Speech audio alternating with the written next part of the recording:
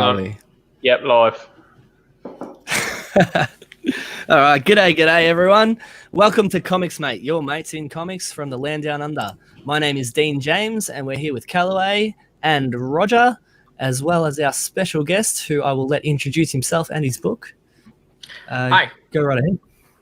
My name's Bill Raup. I am the writer and creator of the Tribulation Task Force. All right, beautiful. Do you want to tell us a little bit about it first, or do you want us to watch the video first? Because Callaway's going to be quiet while he sorts his stuff. You want to go ahead and show the video? Yeah, I'm gonna have to. I've got to go back and share the sound again. Oh, you're so professional. Yeah, Always the best. We do it every time. All right, CG, are you going to say hello to the world? Roger? He's muted. Yeah, he's muted. All right, that's fine. All right. Anyway, here we go. Full screen.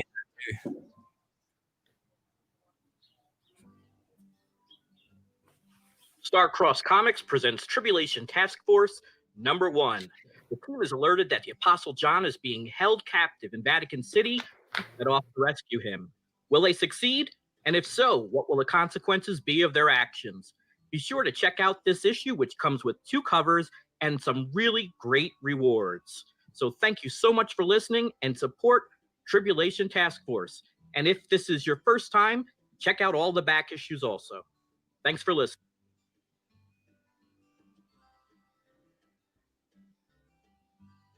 See, this was all supposed to go with the narration, but somehow I screwed it up.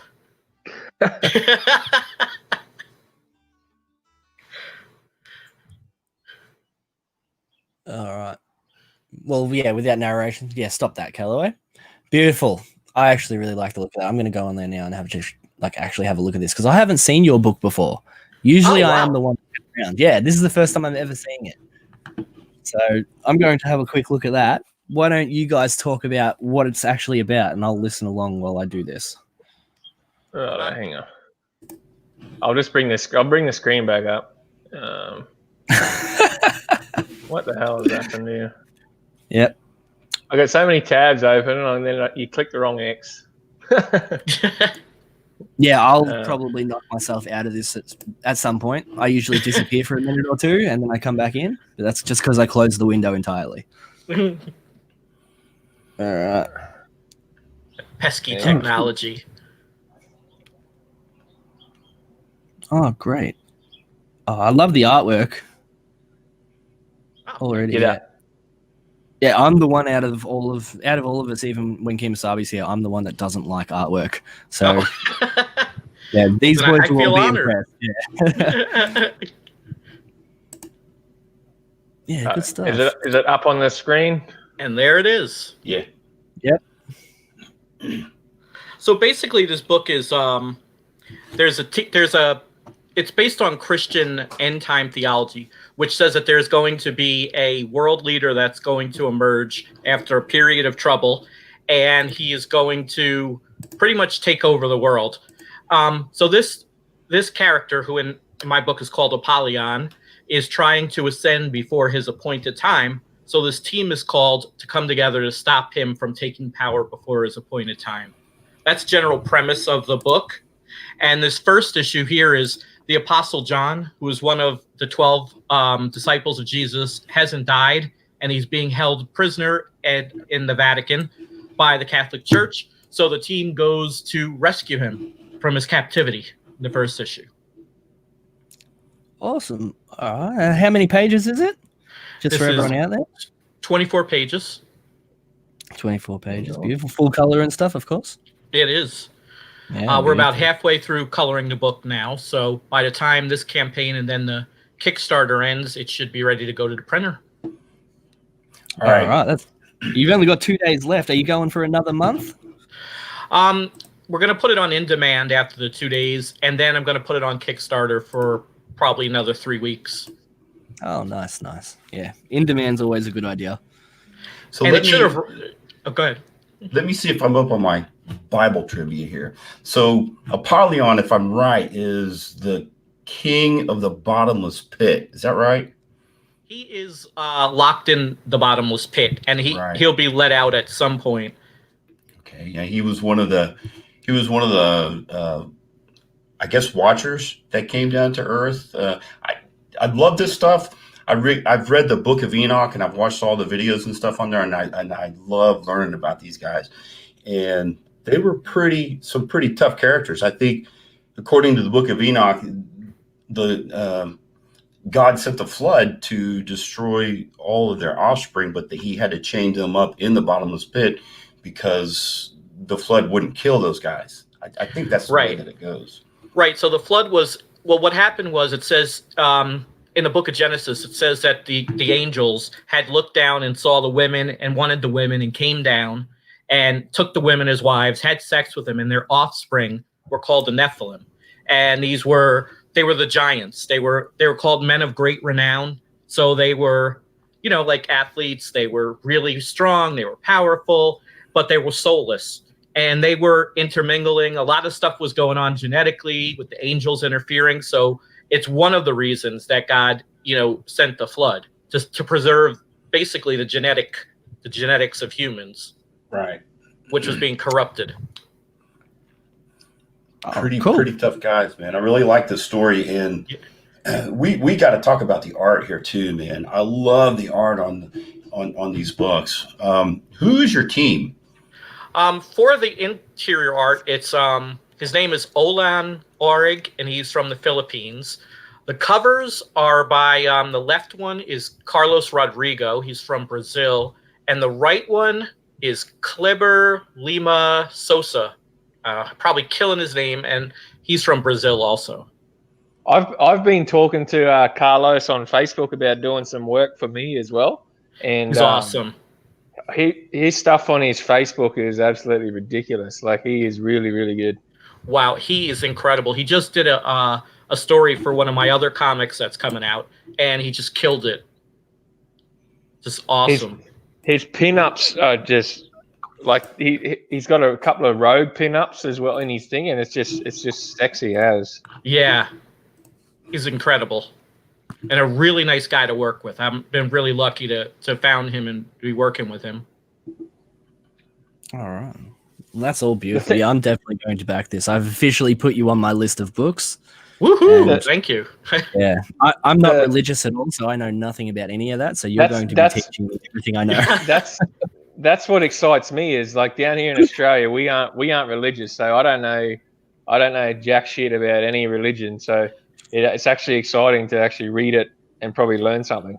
And the thing about it is, it's not preachy. It's not overly religious. I've compared it to people with things like The Omen and what's the one where the girl gets possessed? The Exorcist, where there's this backdrop that's a total Christian backdrop, but it's not. That's not the driving theme. It's not preaching at you, but that's definitely the worldview of it. Yeah, well, that all sounds good to me. So it's just good superhero fun.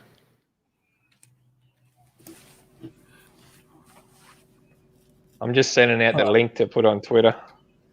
Thank you. And we have actually, the series is split up into 3 books. This is the main book, the team book. There's a second book called Parables, which is individual stories and origins of the characters.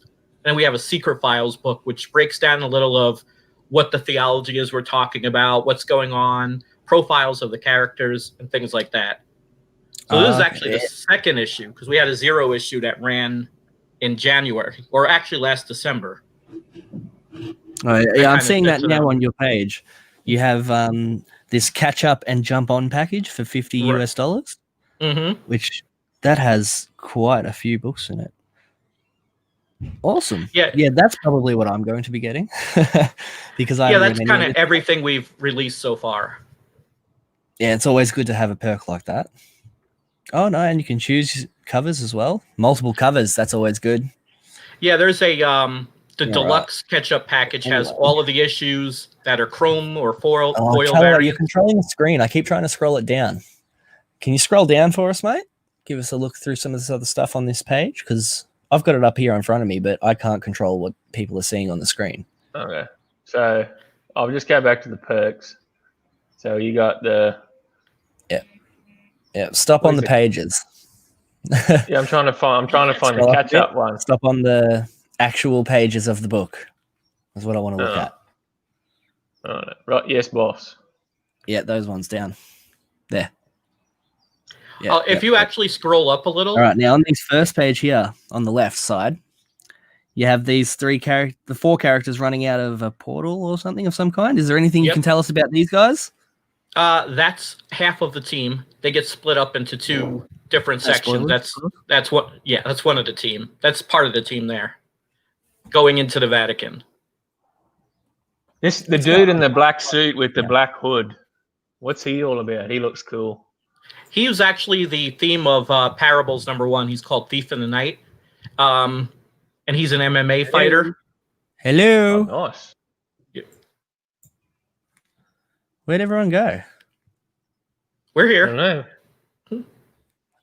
I'm still here. And All right, there we go. I was having technical difficulties.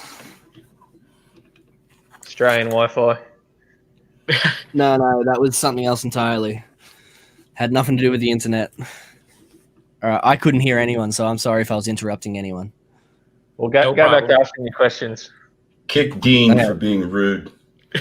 Oh, shut up.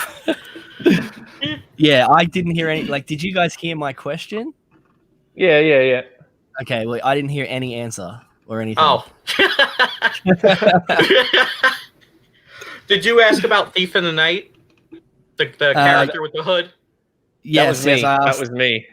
I asked who any of them were, if there was anything you could tell us about those characters. And yeah, I was specifically looking at that dude in the hood with the cape. Yeah, his origin is in Parables #1, which is included in the catch-up package.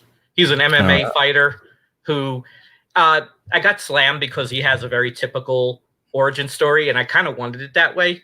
Some of the stuff I kind of want to just be classic, like Bronze Age, fun superhero. It's not, crazy. There's no Lost kind of twist or anything like that, and it's just kind of a straightforward story. It's supposed to be fun, and I think some people are like, oh, well, that's nothing new. Like, oh, yeah, sorry. archetypes, stereotypes, they all work, they're there for a reason. Right. I mean, I don't know. I guess I won't do any more typical origin stories. Yeah, I like the typical, just the old classic, just the normal stories that are just like whether it's this one or like just simple ones like the damsel in distress or boy meets girl, just your normal classic stories that have been around since words began. I find them the more interesting ones because nothing too complicated. They just Lee's not going to be making it today. I'm sorry, but he has said that he really wants to talk to you, and he's very upset that he won't be here. Who's that? Lee Calloway. No, Calloway. I'm talking about Kimasabi. There's no excuse. No excuse for him not being here. He's fired. You come to work on time, or you don't come to work at all. Oh my god. Boom. Well, yeah. So this guy with the shield on the right, is he the main character? He's on that on the screen. He's the apostle. He's the one they're going to rescue. That's the Apostle John. Nice. So he's our main character of this new book, is he? Mm-hmm. And the first page of the book explains how and why he's still alive. We kind of go from there. Oh, okay, good to know. Good stuff. All right, what about this guy on the next page down? Who's this? That's Flame Shot. And he's one of the few characters in the book that actually has the superpower. He has the flaming head, and he's a mercenary. He's one of the few of them that actually have powers. Most of their powers are derived from their costumes or a special metal that they've come up with that gives them different abilities. Oh, so you take that away from them and they're just back to being human. Pretty much. All right. Yeah. Well, that's actually always really interesting. Reminds me of like when Spider-Man web shooters would run out, Yeah. He had to figure out a way. Yeah, you can take that away from them. It can always lead to an interesting story. I always like things like, Green Lantern or Iron Man, where they were just humans, but they had these Yeah. other things that kind of helped them out. But they had to Yeah. rely on being human and their intelligence and things like that. That always appealed to me. Yeah, exactly right. Yep. A lot of my favorite characters are just, when it comes down to it, they're just humans. Right. Like The Question and Batman. Two of my Yeah, it very gives you favorites. something you can kind of latch on and relate to it. Yeah, exactly right. Oh, awesome. I see here you've got an original art package as well for $200. Is that going to be? Is that a poster or is that featured in the book? What is that? It's a trading card. The art for a trading card from one of the last series. Each Kickstarter, we have a series of trading cards that goes with it. So we're on the 4th series right now, and the original art was it's from Luke Ross, he's doing Star Wars right now, and he's done Hulk and X-Men. So I caught him at a convention, and he liked the character and did a sketch for me. So I kind of don't want to part with it, but I need money. Yeah, we all know that feeling. Yeah. The life of a collector. Yeah, this is actually really beautiful. I really like it. Like, as I said earlier, I'm the one who's always picking apart everyone's art. I'm even telling all these blokes to fix their shit half the time. But yeah, like, I actually genuinely like this. I like your artist. I really like your color.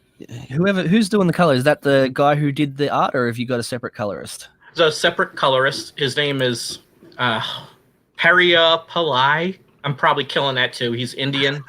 He's from India, but yeah, he's phenomenal. Yeah, I love his work. He's another one who's very easy to work with. Yeah, that's good. That's good the art to know. This is really, really fantastic.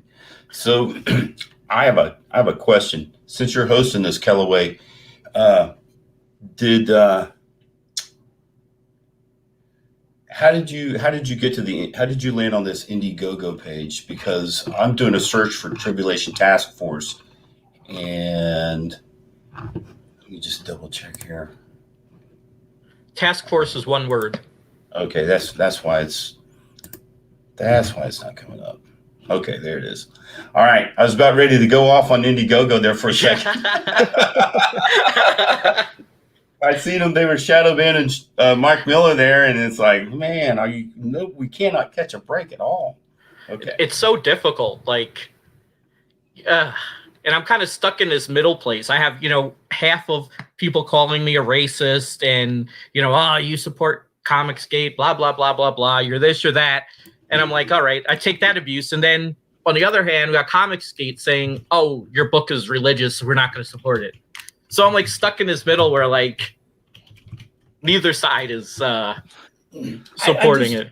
I remember when I messaged you there a few months ago, and we were talking about this, and I couldn't understand why anybody would. I mean, Spawn is heavily religious. I mean, not right. like preachy, but I mean, it's just 300 issues of Spawn, and everybody loves it. And he just did his Kickstarter there a few weeks ago and raised $1 million, but nobody cares that there's angels and devils in Spawn. Right. It's like, come on, man. Yeah, I completely agree with you. Like, that's. I mean, I'm not getting any preachy bullshit off of this. It's like, it reminds me of Spawn or Daredevil or something. So just because you have religious characters and things in there doesn't mean you're going to be preaching religion to me the entire time. That's not what I'm getting from this at all. No, exactly. And that's what I'm not getting any of that either. And if you go back and you read some of the battles in the Bible, there was an angel that showed up one night and killed 100,000 men in one night. I mean, that could be a great action scene. Yeah, I mean, could you imagine seeing something like that in a movie? Just one giant dude out in the field wailing at people, and it's like, why are we not writing and doing comics about this kind of stuff? It's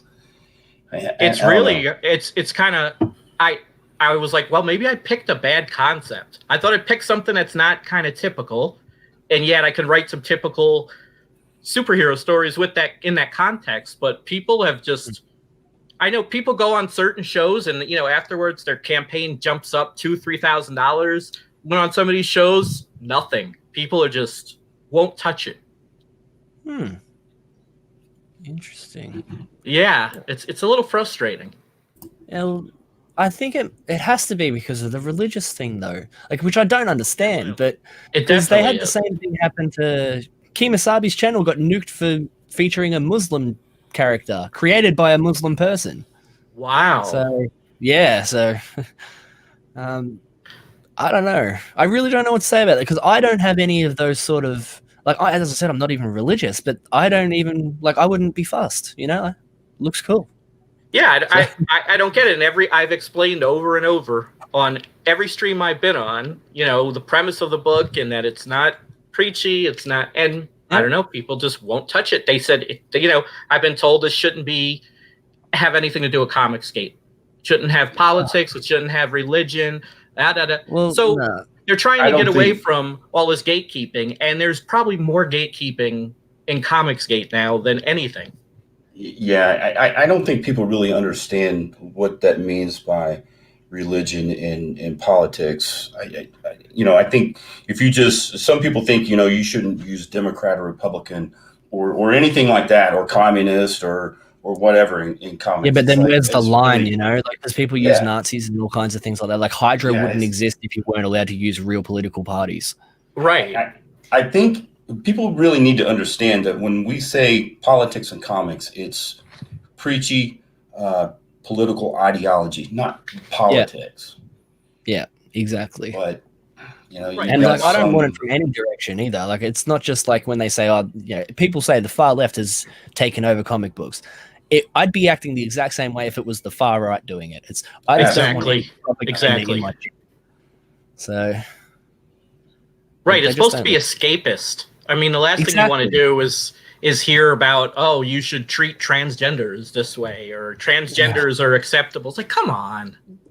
Yeah, like I'm trying to escape this sort of thing, and like even then, like I don't know any, like every girl I know wants their women to look sexy in books, and like every guy I know, I want Superman to have abs and shit, Right. But I've never had abs in my life, but I don't want those fictional characters to all of a sudden look like me. Like, nah, that's not on.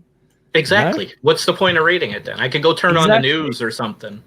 They're supposed to be these heroic, like sculpted, gods.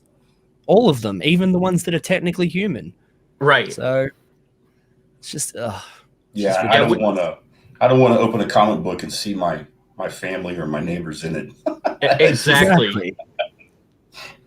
I get enough of that. My Wonder Woman doesn't need to have diabetes. I don't like that.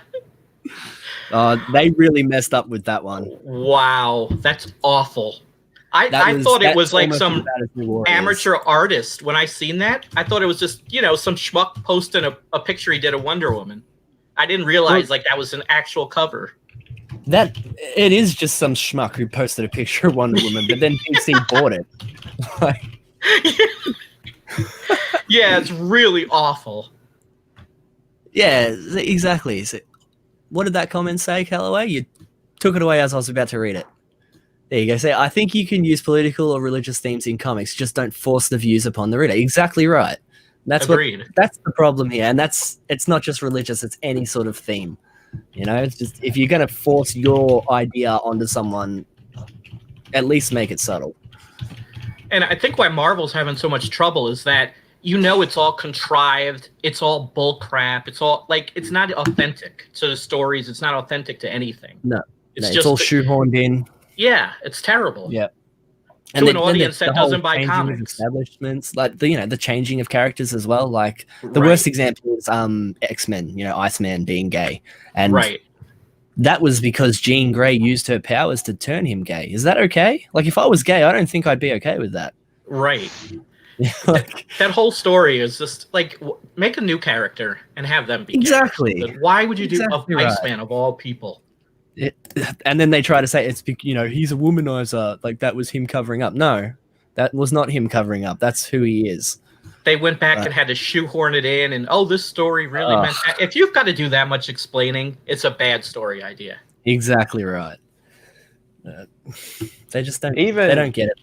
They're lost. Even the most political story can be really good if it is the part of the story. If it's not just ham-fisted crap, if the story is if the story is about a political agenda, that's the story. You know, they're actually quite good, but it's when they're trying to force an agenda into a story is when it doesn't work.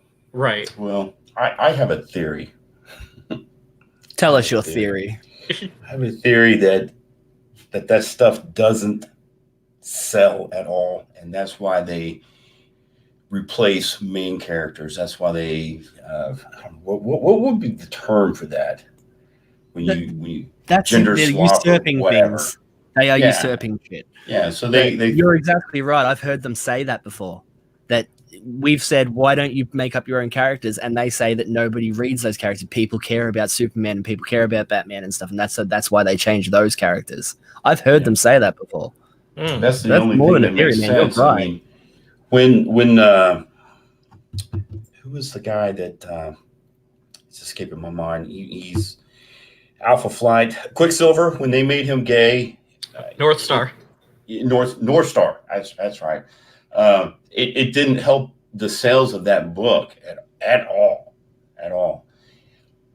You know, if they would have just came out with a North Star book and said he's gay and everything, that book would have been canceled more times than Captain Marvel. It's just there's just not enough people out there that will support that. I mean, that's just the facts. I mean, what do they say? Yeah. That's just like 5% of the population or something crazy like that. Right. Which I think if you go to Walmart or even at the gym here in East Kentucky, I believe that's probably 25% of the population. But either way, there's not enough people out there that are going to support that. So they got to throw it into a main book.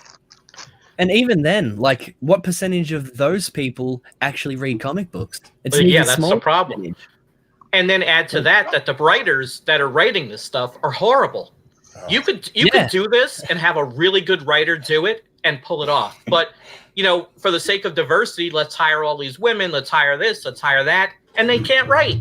Yeah. I was and just then, you know, they won't this. let us write anyone else either, you know. So like a white person can't write a person of color anymore, so they have to get a person of color to write that person of color. Oh my god. No matter whether or not they can write, that doesn't matter. That's irrelevant.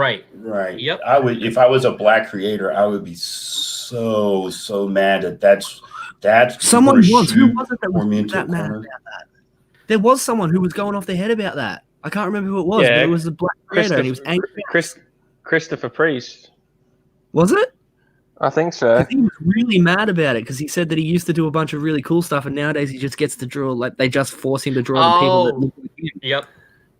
I can't remember who it was, though. I think he was talking about Black Panther. Yeah, Black Panther and. Well, do any of you guys follow Brett Booth? I do. I love Brett Booth. Yeah. Okay, so you'll notice that over the last few weeks, he's been throwing out drawings and tagging Marvel Comics out on Twitter. Oh yeah, his X-Men would be. Why am I not drawing X-Men? It's because they don't have any good writers to push his art, man. They would be wasting so much money on him that nobody would be buying that crap because the writers they couldn't come up with a story good enough for him. Oh, yeah, I would buy a Brett Booth X-Men and I would cut it up and use the pictures as references for my that's all it's for. Well, you know, X-Men started out good. Hickman with Powers of X, or what was it? Yeah. Whatever that miniseries, the 2 miniseries, they were pretty good. And now it's just boring.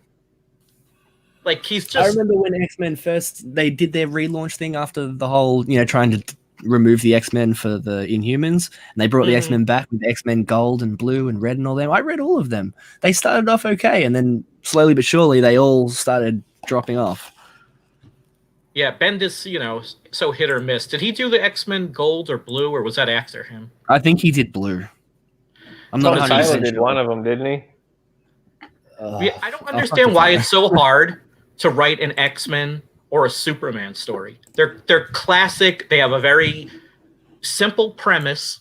Just write some good stories. You don't have to overcomplicate it. Like, X-Men is so Superman. Complicated. Oh, Superman. I know. People say that he's hard to write, but I think he would be one of the easier ones, you know? Like, I could write a good Superman story, I reckon. Well, look at Man of Steel, the movie. They clearly had no clue of what to do with Superman. you look at the 78 Superman movie, which I just watched again, and it's a little campy. It's fun. There's action in it. There's a little romance. There's a little of everything, and you can relate to it. You can jump in, even now, watch the movie, and it was enjoyable. It didn't have any kind of politics or any themes to it. It was just a good movie. I don't understand why they can't do that. I'll tell you why. Have you guys ever heard this theory that on sitcoms, when two people, when they finally get married, the show's over with? Oh, yeah. That's Superman's married. If you want to bring Superman back, kill off Lois Lane. Get rid of her. All right. Send him down that path. Superman is an alien. First of all, he should not be having kids. I don't understand this. He's from Krypton. He's not from Earth. We're not like. It was canon at one point that they were just too different. Like, I remember there was a future Superman who told him that he can't, and him and Lois never had kids because they couldn't. Well, then during it was Convergence. During the Convergence series, he was somewhere. He was the pre-Flashpoint Superman, and he lost his powers. So that's how they had a baby, because he didn't actually have powers. The dome over the cities and stuff, yeah. Okay. Yeah. All right. Yeah. Okay. Never mind. Fucking comic I don't know books, if that's still canon or not. Because then it probably is. Yeah. I remember one of my first comic books I ever bought was Superman issue 200 or 199, right? But it had Supergirl from the future, but it isn't the Supergirl that you all know. It was Lois's daughter, and she had dark hair and she had a black suit with a red S on it. Oh, right. Yeah, and that was one of the first comic books I ever read when I was a little kid. Whatever happened to her? She just doesn't exist anymore. And she probably doesn't, because they've rebooted everything so many times. Who knows? I don't even know what's canon anymore. Supergirl I ever saw. I was about, I don't know, 8 or 9. She was the first Supergirl that I ever had contact with, and she just doesn't even exist anymore. And now they've got Jonathan Kent. I think she went back to the future in some issue. She did. She did go back, but I always assumed that she would return and just never did. Yeah, I don't think she was very popular. Yeah, probably. I think she was a character. I don't think anybody liked her at all. Oh, I don't know. I was 9, so.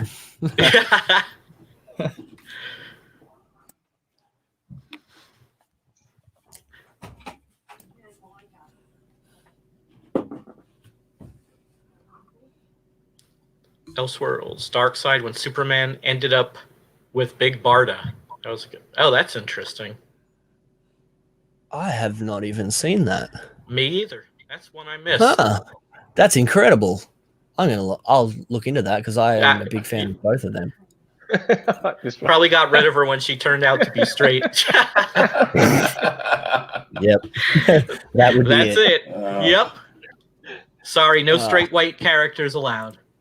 Can't have it. Got too many of them. They're overrepresented. Yes. Completely underrepresented these days. Well, yeah, that's an interesting thing, because all these superheroes are white, but yet, Caucasians are a majority of the population. So really, everybody is kind of represented according to like the percentages. Don't say that out loud. They hate that. I know. Yeah, you'll get. I'm a part black myself, so I've said things and gotten crucified when I spoke out against Black Lives Matter. I had all these people tell me, "Oh, we're gonna destroy your comic career. How dare you have anything to say about that?" I mean, I've been called racist, and I'm like, you can't call me racist. I'm like, I'm part black. I get to have a statement on this, But nope. You sure don't. No. Yeah, no, and as soon as you tell them, they'll just try to cancel out any sort of blackness you have. Right. Right. That's when you get told that you're not black. Like I have a couple of mates that I talk to on Twitter every day, and they get ripped to pieces, and they are, 100% African American, and they get told all the time that they're not black, and I love it. It's a great show. Like we're always having a good laugh at them. Like we got Wills on there every day. It's amazing. Just. Our society has lost their minds completely. Oh, yeah, definitely.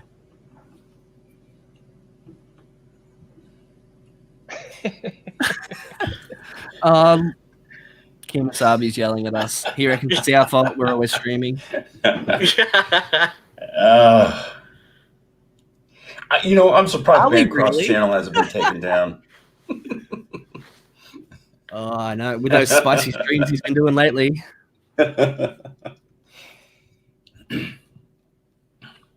Let's go over some of these tiers here.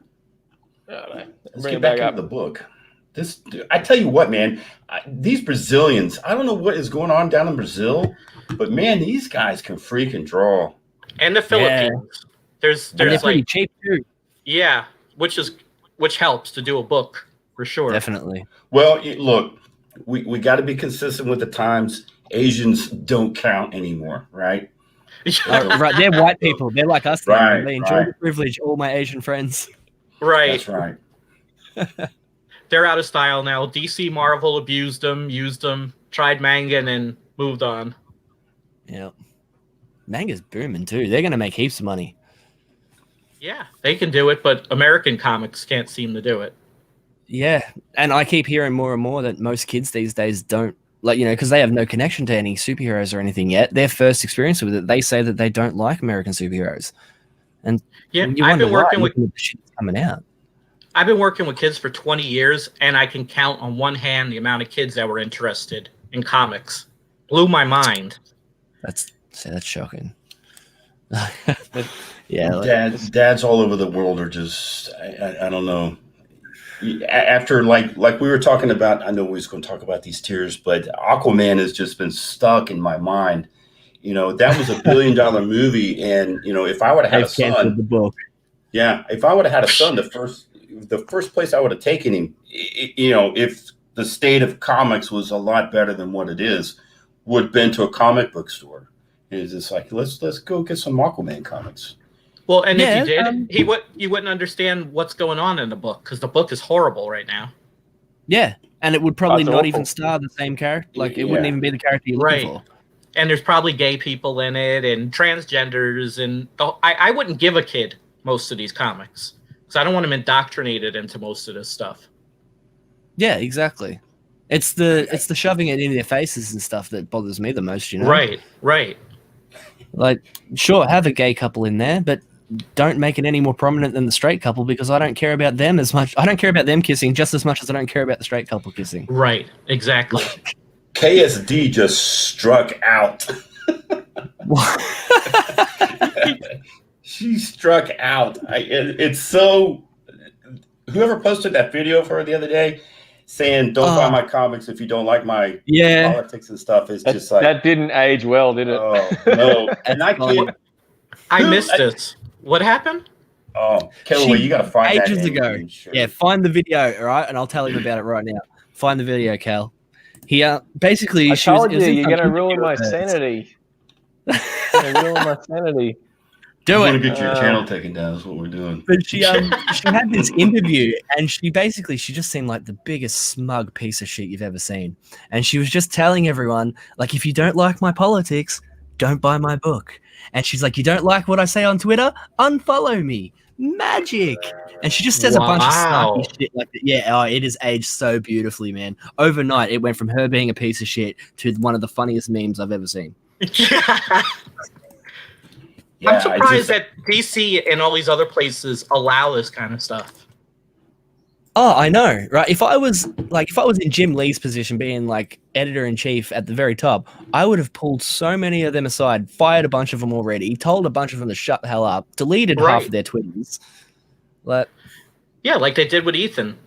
Any conservative person says anything, they're gone. Yeah, who was it the other day that someone unfollowed a bunch of comic skaters and then put Proud Liberal? Yeah, Blake Northcott. Bio? Yep, Blake Northcott. There it is. Like, you do not say that you're a Republican, and you do not be friends with anyone from ComicsGate if you're working at any of those industries. And absolutely that's ridiculous. The way it is. I sent the link to the video in our DM group there, Callaway. Beautiful. Yeah, I found it. I'm just. Carlton wants you to play the video. Hurry the hell up. Yeah. We need to laugh. Oh, hang on. I didn't share audio again. Damn it, Kels. So professional. You think we'd be a master at this by now?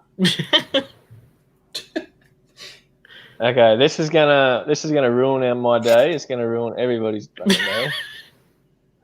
This is gonna hurt. Nah, man, I like redheads. Not this redhead.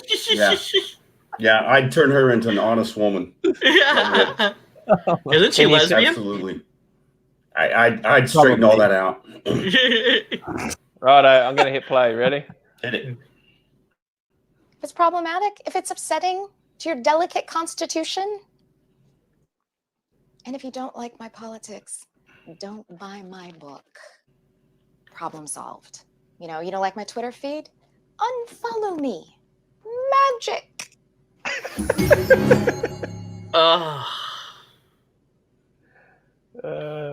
Is that the most insufferable thing you've ever seen? I would fire her immediately. You tell someone don't buy my books, and all these people are getting laid off and fired. That chick would be gone. Carlton, I always thought Gail Simone would probably smell pretty good. So, I mean, maybe. I mean, it would depend on what was going on that night, how I was feeling, if I was drunk or not. But I've always imagined that she smelled pretty good. She just looks clean. I always thought she looked slippery. She looks well fed. Hey, yeah, look, I mean, when you're done, dude, you just go to the fridge. It's stocked, right? Well, yeah, Michael, she probably does smell like kitty litter, but that's why I bring her over to my house. Right? She's just got the look, the glasses, the hair. Problematic? Dude, if it's upsetting to your delicate constitution? She's got nice lips. She's got some boobs. I'd be all up in that. Problem solved. All up in that. You don't like my Twitter feed? I Unfollow can't. me. Magic. Yeah. I can't even look at her for that entire video, let alone. I know, it's really aggravating. Oh my god. Makes your skin crawl, doesn't it? Well, yeah, see, she's your favorite, but my favorite is Heather Antos. She annoys the crap out of me. Is that the porn star? I can't keep the chicks straight. But yeah, that's probably one I would stay away from because you might end up coming away with something permanent there. But like with Gail and Kelly there, they're probably pretty clean. I know this is not very Christian. I'm sorry, Bill, but I just had to put that out there. I had to put that out there. Yeah, I love right, those. I mean, they aggravate the hell out of me. I've watched that video like 100 times, Carlton. I have, and it gets better every time.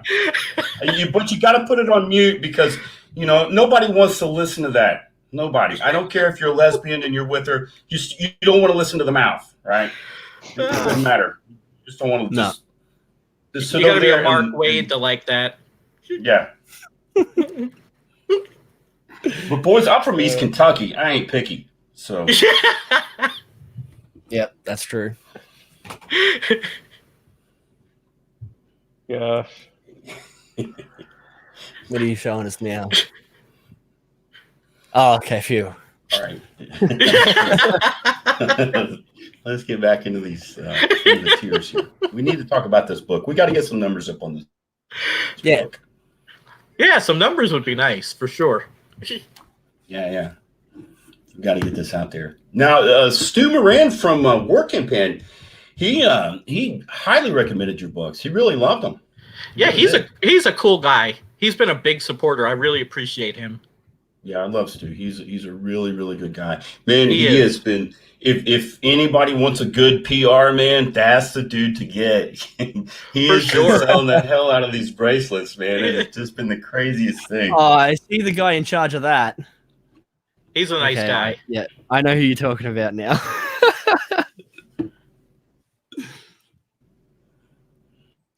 So what's the difference between the Ultra Mega Catch Up and the Mega Deluxe print package?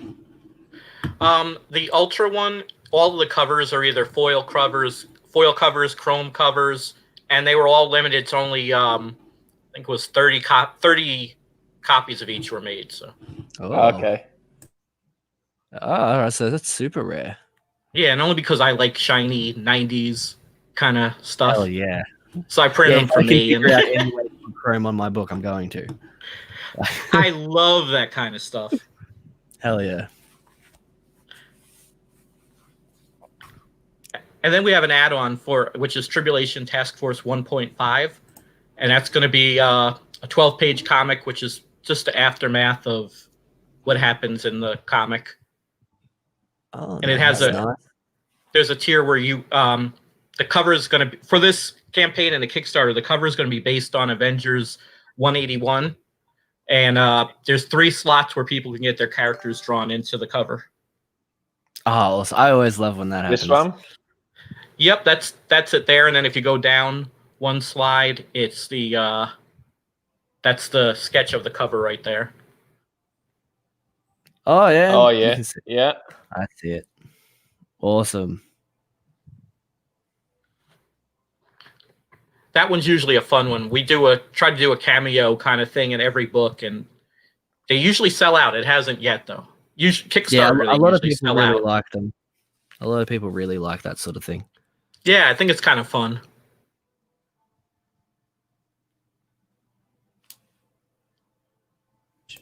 What else have we got here? Kells. Yeah. Yeah, Rosetta's- Kels. Rosetta's backstage. Hey. Is she? Rosetta? Yeah. Oh. Bring her in. Come on. I try with my Get out of boys here. if I get a chance. And I kind of dipped, so I don't have a lot of time. If he was working a real job, the amount of times he'd be fired is just, I mean, it's just. I work my ass off. Oh no, not you, Callaway. Yeah, I know, right? I don't have a lot of time.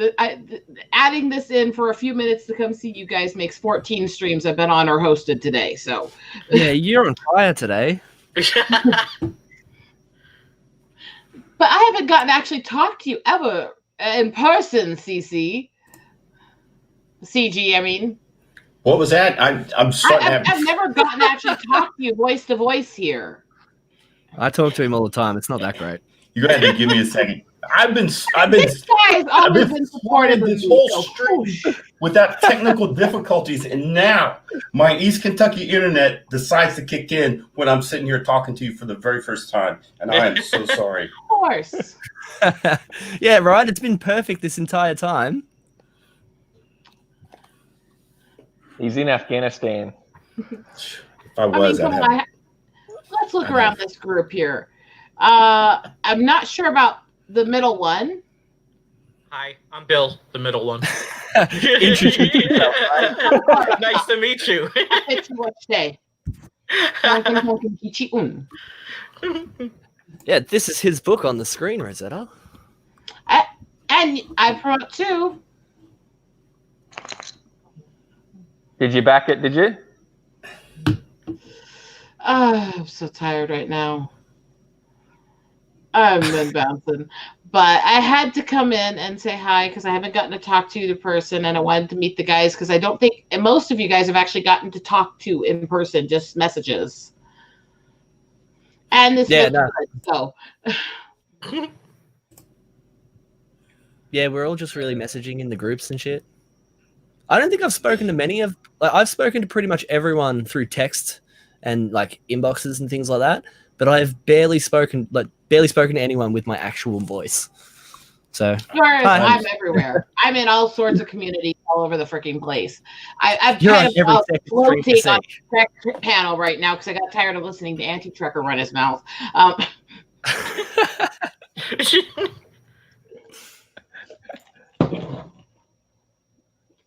Oh God, they're talking about Section 31. I'm glad I'm here. Oh no, yeah, definitely. I am so sorry, Rosetta. I don't know why this just started happening just now. I have missed like 80% of what you have said. And these guys said they can hear me just fine, but man, I tell you, when it goes out, I can't hear nobody. people's internet hates me. You're not the first person to have this issue happen. My internet hates me. It hates me. But I mean, how much have I messaged with and promoted with you over the last few months? You've gained a notoriety to me, and I think most of you guys ended up meeting either directly or indirectly through Anthony and Dark Gifts there. Yeah, he's great. He's the whole reason I know this community anyways. He kind of nagged me about it in between playing music for me on my streams.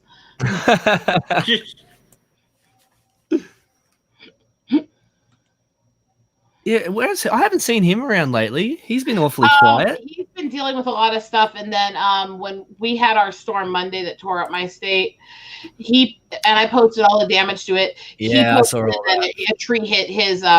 He had a completely separate issue cause it, but he had a tree hit his house, car, and part of his yard right after. Oh shit!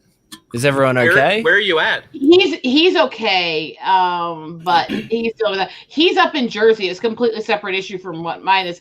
I live in East Iowa, where the main part of that freaking Derico hit. Yeah. In fact, I live in the city that got hit the hardest in the entire storm. Oh. Which is why right now I'm in my mom's house in the mountains. Yeah, go check out her Twitter. She's got photos of both the destruction of her house and the beautiful view from her mum's. So. Those pictures that you've been posting on the internet, holy crap, it is so beautiful out there. I've been out west one time and I miss it. I really, really miss it. It is so gorgeous out there. Yeah, and we were out we were literally out in the hills yesterday when, the whole little issue with Antifa deciding to kick a biker's bike at Sturgis happened. Oh.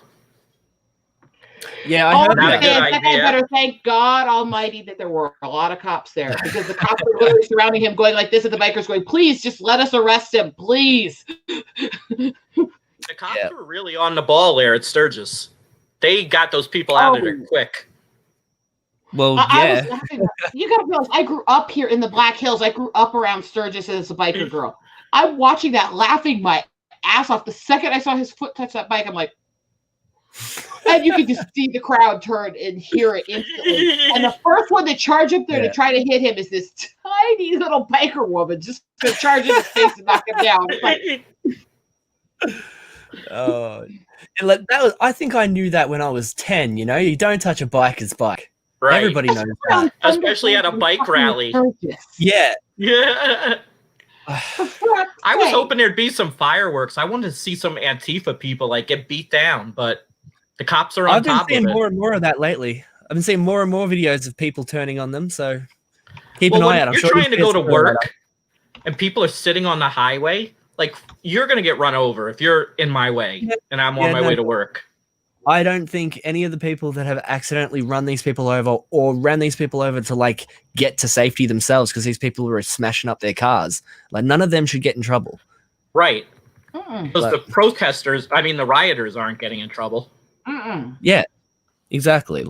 It's gone so far. It's gone way too far now, and I'm on the other side of the world. So I'm looking at it from the outside looking in, and it's like, shit, you've got to get that stuff under control. These people are out of their fucking minds. Well, it's an election year, so they're going to let it go and go and go until the election. Yeah, exactly right. Just, actually, then probably after that, if Trump wins the election, it'll probably just keep going. Oh, yeah. It'll be a complete meltdown of crybabies. Yeah, exactly. But I unfortunately really can't stay long. I just had to come in and see you guys and say I hope you do well on your book, and you're more than welcome on my channel if you need somebody else to help you push it. That would be awesome. Thank you so much. Love you guys. Bye. And Thanks stay out of trouble, at least until I'm here to help you cause it.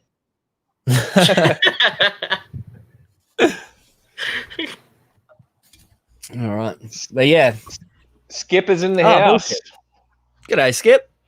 What's going on, guys? We've got heaps of people in here. Usually it's just one or two of us. We've got heaps of people popping in and out today. It's a party today. Right? Yeah, Bill, if you get a chance, get on Rosetta's stream. She sells books, man. Could someone message me her Twitter handle or something? Because I don't think I follow her. Okay. I just I don't followed think you. I So I'll do either. that.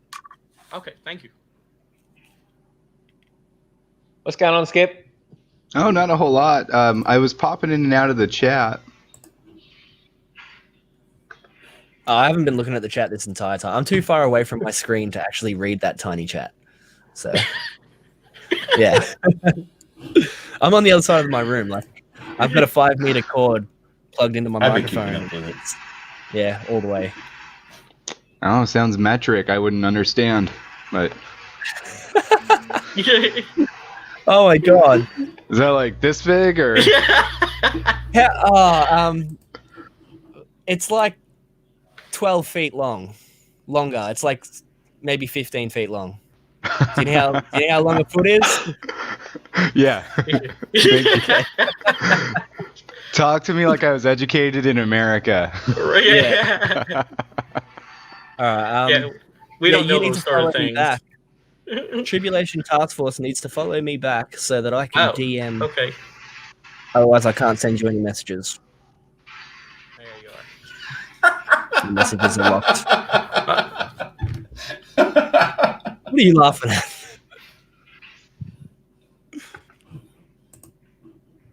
Did someone make a joke, or is CG just losing his mind? He's laughing at my misfortune, probably. What have you been doing, Skip? How's your day been? I had everybody was over here for dinner, so did that. They all just left because we just got a zero visibility warning for the next 2 hours. No, I was laughing at talk to me like I've been educated in America. Yeah. Oh, okay. CG, what do you know about the metric system? Be honest. I know when I open up my socket set, I know what a 9mm is. I know what a 10mm is. Most of the time, my 10mm is missing, but I know where to find it at the auto parts store when I got to replace it. That's it. All right, that's brilliant. Okay, well, 10 millimeters is a centimeter. Yeah. This is stuff. Yeah, this is stuff you learn in first grade. Yeah, but they don't label it like that. If I'm drawing with a ruler out and I see centimeters, I just know my ruler's upside down. So that's about as far as I get with it. Is Hey, that we're what the Americans. numbers on the other side of the ruler are for? Yeah. It's like, oh, Australia really is upside down. Look at that. Their numbers are there and everything. All right, let me ask you, since we got 2 Australians on here, do your guys' toilets actually flow backwards when you flush them? Or the opposite way? That depends. Which way is backwards to you? I'll go check right now for you, mate. Yeah, I'm going to assume I'll go probably counterclockwise. I don't know. Do you want me to go check? Yeah, go check. Live stream. Can someone translate Bancroft's chat? There's so much slang in it. I can't even keep up. Sure, no, my car gets 40 roads. The metrics. Dude, that sounds like 1800s surveying terminology right there. I'm going to go check my toilet. The metric system is a tool of the devil. My car gets 40 rods to the hog shed, and that's the way I likes it. That don't even make sense to me. And you're more Australian than Bancroft. He proclaimed it. That's great.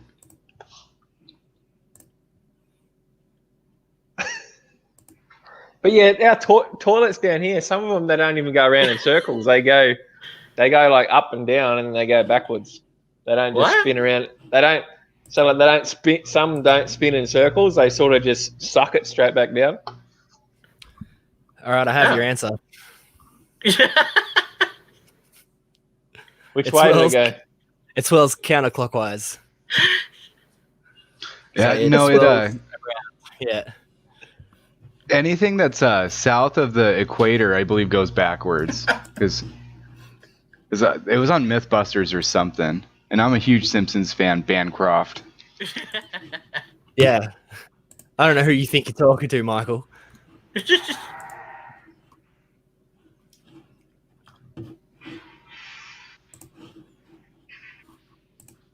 I haven't watched The Simpsons in years. Really? I still watch them every now and then. I haven't seen many of the new episodes, but Yeah, I'm know, the like same way. Conjuring. But when we got Disney Plus, I started watching episodes. Like now, all I really watch is YouTube. But like when yeah, the same. first week of Disney Plus, I like watched everything I wanted to. I was like, oh, Simpsons are on. I'll just press play and let it go through.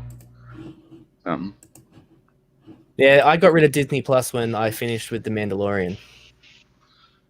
I can't get rid of it. I have little kids running around, so like we Oh. watch You'll watch stop with it Frozen and forever. Moana daily. Like Oh. my daughter's gonna be one. I don't have a say in this. Yeah. That's a good reason to cancel it. Ugh. Yeah. Hey, wait, do you guys not have that in America? We do Do you- not. Do you Really? know that We The have a half person- flush and a full flush. the person who actually invented the half flush, full flush was actually in Australia? He was an Australian guy who invented it. Well, yeah, that makes sense, seeing as these guys don't even know what we're talking about.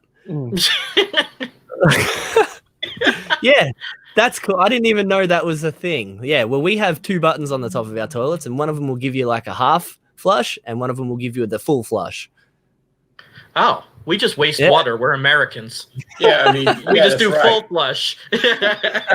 That's right. We waste everything here. What's wrong with you guys? That's right. I don't know. We So, got plenty like- of water. Why do you Our know? Are toilet- you a plumber?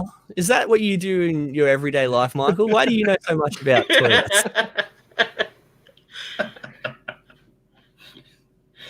He's probably been following Donald DeLay a lot. It's because he's a lately. dad. It's because he's a dad. Like my dad would know all of this shit too. Yeah, man. And look, when you're dad, you have to know this stuff. I had a stepson, and he loved to flush deodorant down the toilet. And Oh my Oh. god! you never knew until you were done that there was some obstacle there. Skips The water power. would go down, but everything else would just stay right there. It was so. I don't know how many times I had to pull the toilet off its foundation and stick my arm up in there and get that thing out of there. I had pipes. There's less water, a couple of inches at the bottom of the bowl. So our toilet's actually flush from the top. So the way it comes in, the new water comes down from the back, and it actually comes down around Am I going to the need rim. to take a photo of my toilet now too? No, that would be weird. And then it flushes that way. It goes downwards, not around. How the hell did we get on toilets flushing? This is the quality content that you've tuned in for, people.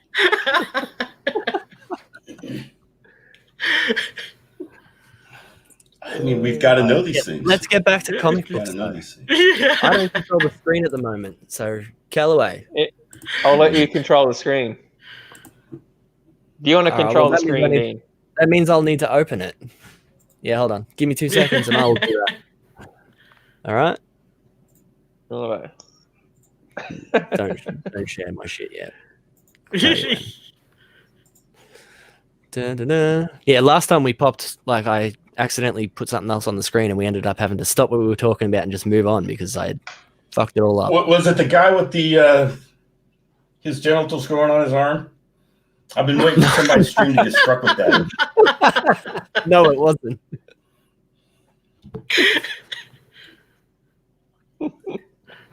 I'm sorry, Bill. We're just horrible here. That's okay. I'm doing paperwork for my job, so this is pretty enjoyable to have this distraction. Perfect distraction. I think CG is Australian. He just talks with a Kentucky accent. That's right, mate. I'm 100% Kentucky Australian.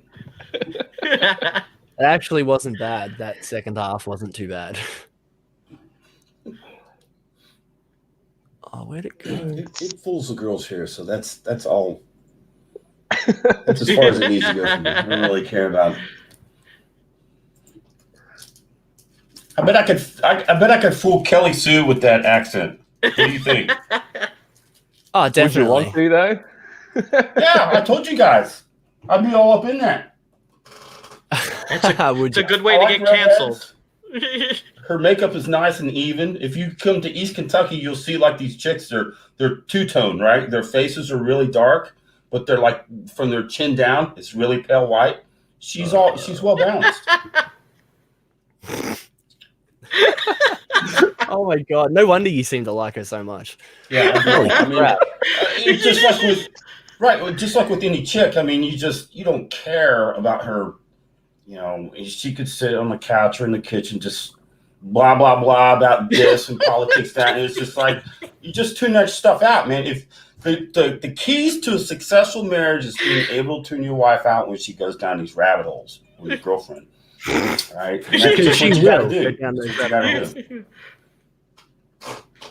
That would be a little too annoying. Pennsatucky. Yeah. There's a lot of Pennsatucky here. All right, now let's get back onto this comic book instead of talking about nightmares. All right, if you haven't backed this yet and you have no idea what this is Tribulation Task Force #1, and there's a nice catch up and jump on package for $50 US, which includes all of the back issues, so you know exactly what's going on. You find out who every character is and all of that shit, everything you need to know. And there's also a free sampler comic. I think if you scroll down, there's a graphic, and if you click on it, it'll take you to download a PDF, so you can kind of sample the story. Oh, neat! Let's do that live. Everyone gets to see this now. Oh yeah, and I get to download it as like a little PDF, do I? Yep.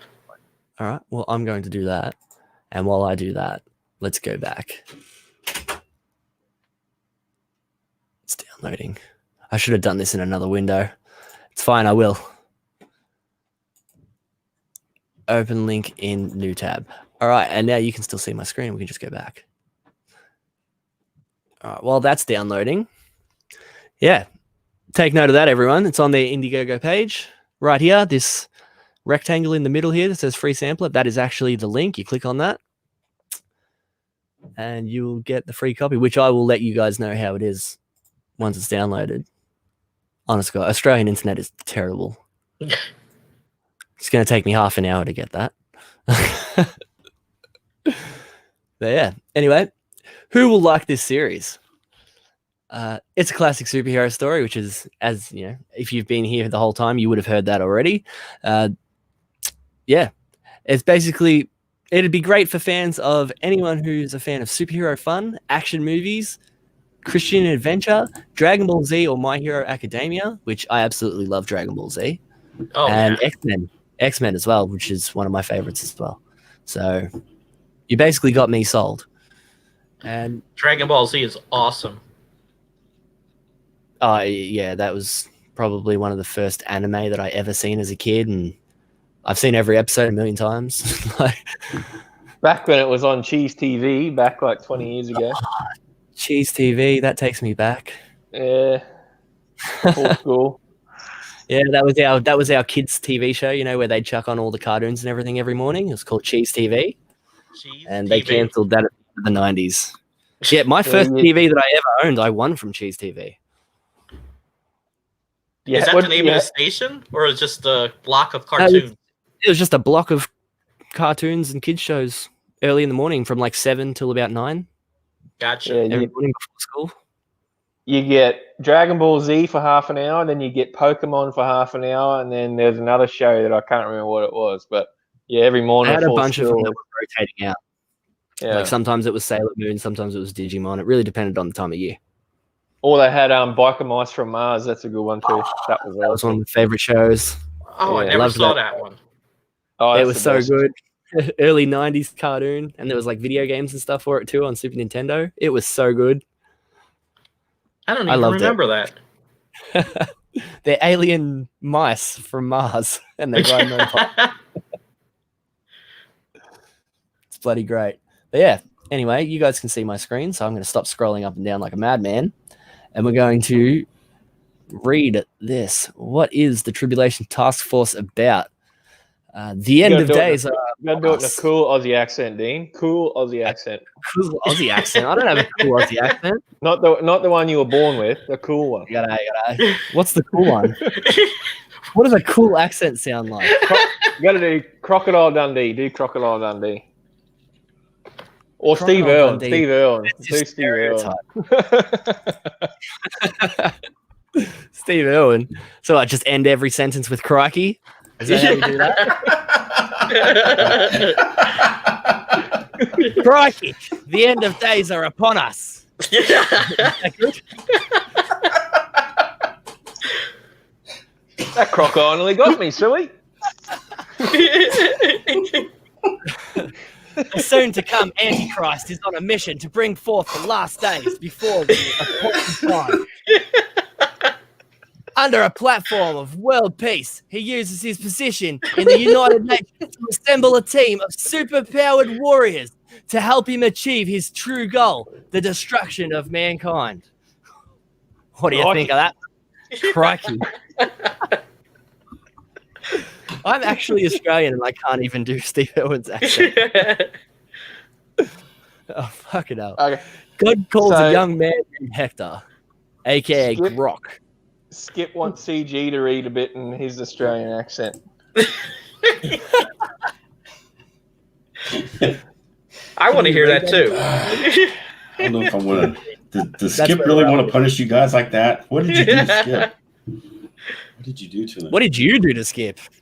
Hey man, I didn't do nothing to Skip. He's wanting to put you guys through some hell right now. But just Michael likes my shitty Australian accent. Just so you guys know, it's right there in the chat. It's documented. It's unless this stream gets taken down, if Kelly Sue comes in and doesn't like what she's hearing and flags this channel, that Michael's approval of my accent will be immortalized.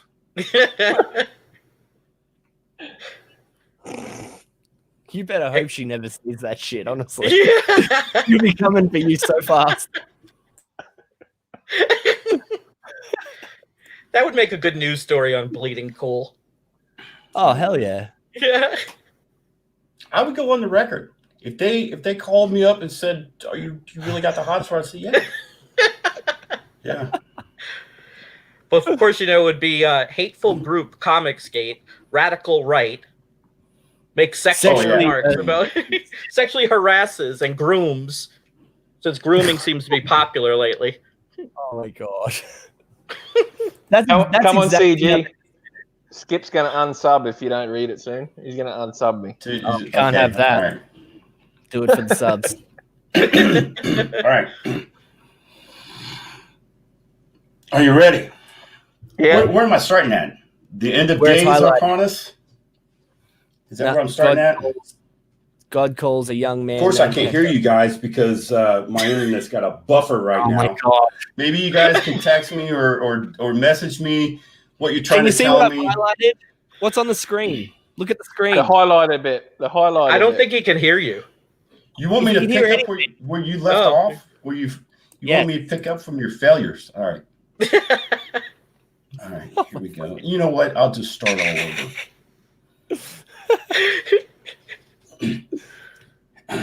That's right. Lee Johnson would do it.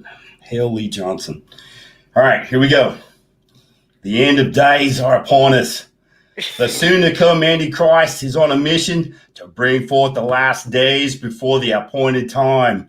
Under a platform of world peace, he uses his position in the United Nations to assemble a team of super-powered warriors to help him achieve his true goal, the destruction of mankind.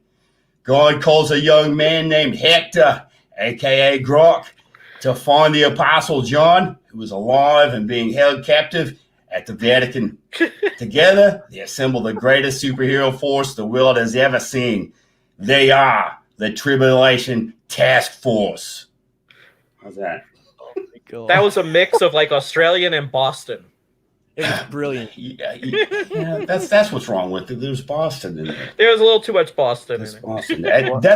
That's pretty close to Liam's accent, right? Because he's got the Australian New Jersey accent. Yeah, he's Isn't that got right? this really weird like crossover accent that he's got? No, going? Skip. This is cultural appropriation. You can't be racist here because we're all white, unless the Aborigines kick No, this because we're all accent white, off. we're That always might be where being you guys got this shitty accent from. I don't know.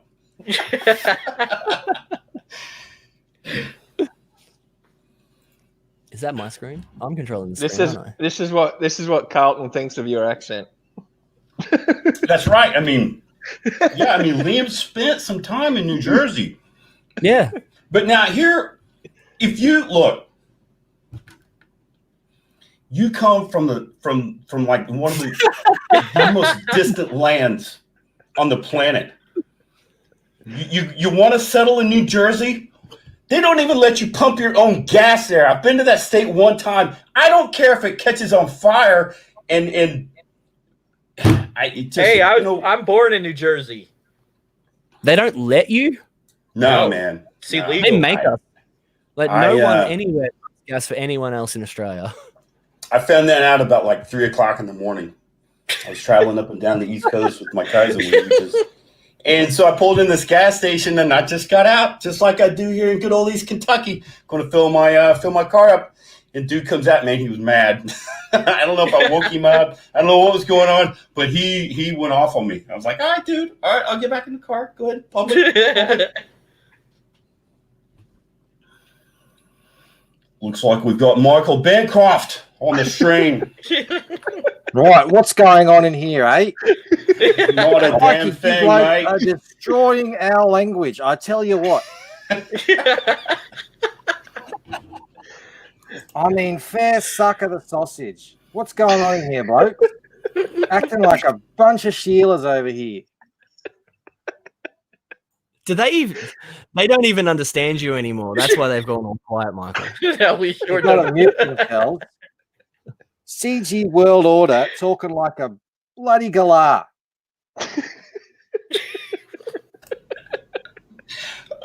Fair dinkum.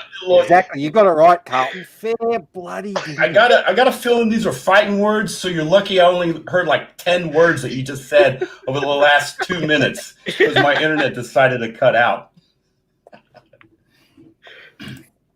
All love, my friend.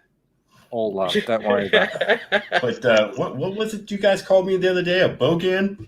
Is that how you say it? A bogan? A bogan. Bogan? Crikey. He's a bogan, he is. It's a bogan. Oh my God, mate. say that again. Say that again. Say it again, Michael. Truth. You're a bloody dingo, mate. Oh my God. I'm just getting He's a bloody dingo, he is. Hogan. Now you get me drunk and I'll be talking like Captain Fuckhead. I think, what is he? He's like all Scottish or Irish or Welsh or something strange like that. Isn't he? He's Scottish. Yeah, Scottish. he's incredibly Scottish. Well, no, he's not as Scottish as God. Who's his mate? Who did Alyssa Dark? He's really hard to understand. His friend. Anyway, you can understand Captain F-Ed. Oh yeah. Well, yeah, I've been trying to zoom in on these covers, but Chrome's stupid. Anyway, he's got the 2 variant covers here. You just want to pick your favorites or what? I just backed that, and I like the one on the left. The left one. Absolutely. Yeah, left for me as well. Appreciate it. It's very dynamic. I really like that. Yeah, I agree. And the colors on it are do you have 2 different colors for this? Maybe. I forget who actually colored which cover I have. It might be the same colorist, and I think it is. I'm sorry, I don't even know my own book. Yeah, He's like General Motors, you know. The guy at the top of General Motors has got all these guys. He couldn't tell you who works at the Dayton plant or at the the street. He just works here. Yeah, I'm gonna say it's the same colorist. Well, the one on the left is fantastic, and I can't wait to get these books. I've been wanting to back this for a while, but I've also wanted to get on stream and talk with you about this. And we need to break this stigma like this is some kind of religious, preachy, you're going to hell if you don't follow these 10 rules book. We got to get away from all that stuff because this is a very exciting story, and I can't wait to dig into it. I appreciate that. Glad to hear that. Yeah. No, I'm on the exact same page. Like nothing you have said has made. I don't know where this idea even came from. You know, like everything you've said sounds great to me, and I'm definitely backing it. It's already on my list now. You can see that I'm following. It says it right there, following. I appreciate that. Yeah. Once it goes on my following, we appreciate good product, and this was fantastic. I've tried. I didn't want to be one like of those indie books with really bad coloring and like terrible art, so I just put the extra money into it. I really wanted to look nice. Yeah, I mean, it's definitely not Deadbeats level. It's definitely not that. Yeah, coloring gets brought up almost every episode, every time we stream. Like a good colorist can make or break your book. So that is absolutely right. Made the right choice. Yeah, that's the first thing that'll stop me from buying a book is if the coloring is really amateur. It drives me crazy, no matter how good the art is. The coloring, it can ruin makes the it art. or breaks it. That's why I don't read manga, because it's just the colors is what sucks you into a comic, eh? Yeah, manga's kind of hard to get into. I like anime. I love watching it, but like reading it, I don't know. It just doesn't have the same effect for me. Isn't most manga black and white? So yeah. Real quick, Carlton is asking, are all the superpowers in this universe sourced from God? Or are they all divinely bestowed? Oh, that's a good question. One character kind of has divinely bestowed characters. Everybody else, it's pretty much from their costumes. So, man-made. All right. I didn't want the cliche that God gives everyone powers and they all kind of go off. I wanted to stay kind of grounded. As much as a story about superheroes and angels could be. But, yeah. That would make sense because you got to have some bad guys in there, right? If you don't have any superpowered bad guys, it's like if you don't have a Doomsday to challenge Superman, Superman is just boring. Right. The enemies are the United Nations sponsored team called the Watchers. And the world thinks that they're the heroes, and they think that the Tribulation Task Force are actually the terrorists and the villains. Oh, fun. I like that. Yeah. And this is the chrome cover on the screen right now. Is it chrome or foil? It's a quote unquote chrome. It's like a foil. It's a foil kind of cover. Oh my god! Don't be picky. It's shiny, right? Yeah, it's shiny. Yeah. Shiny. That'll do. All right. And the art on this is by a guy. It's called from Bonks Arts, and it's colored by Federico Sayoc Jr., who did an incredible job on the colors of this. Yeah, definitely.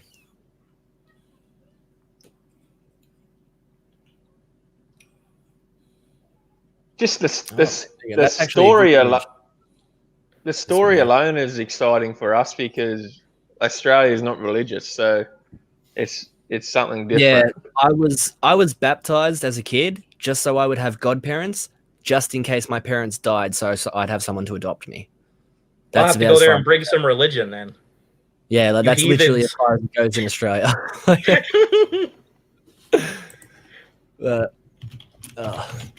We have a lot of churches.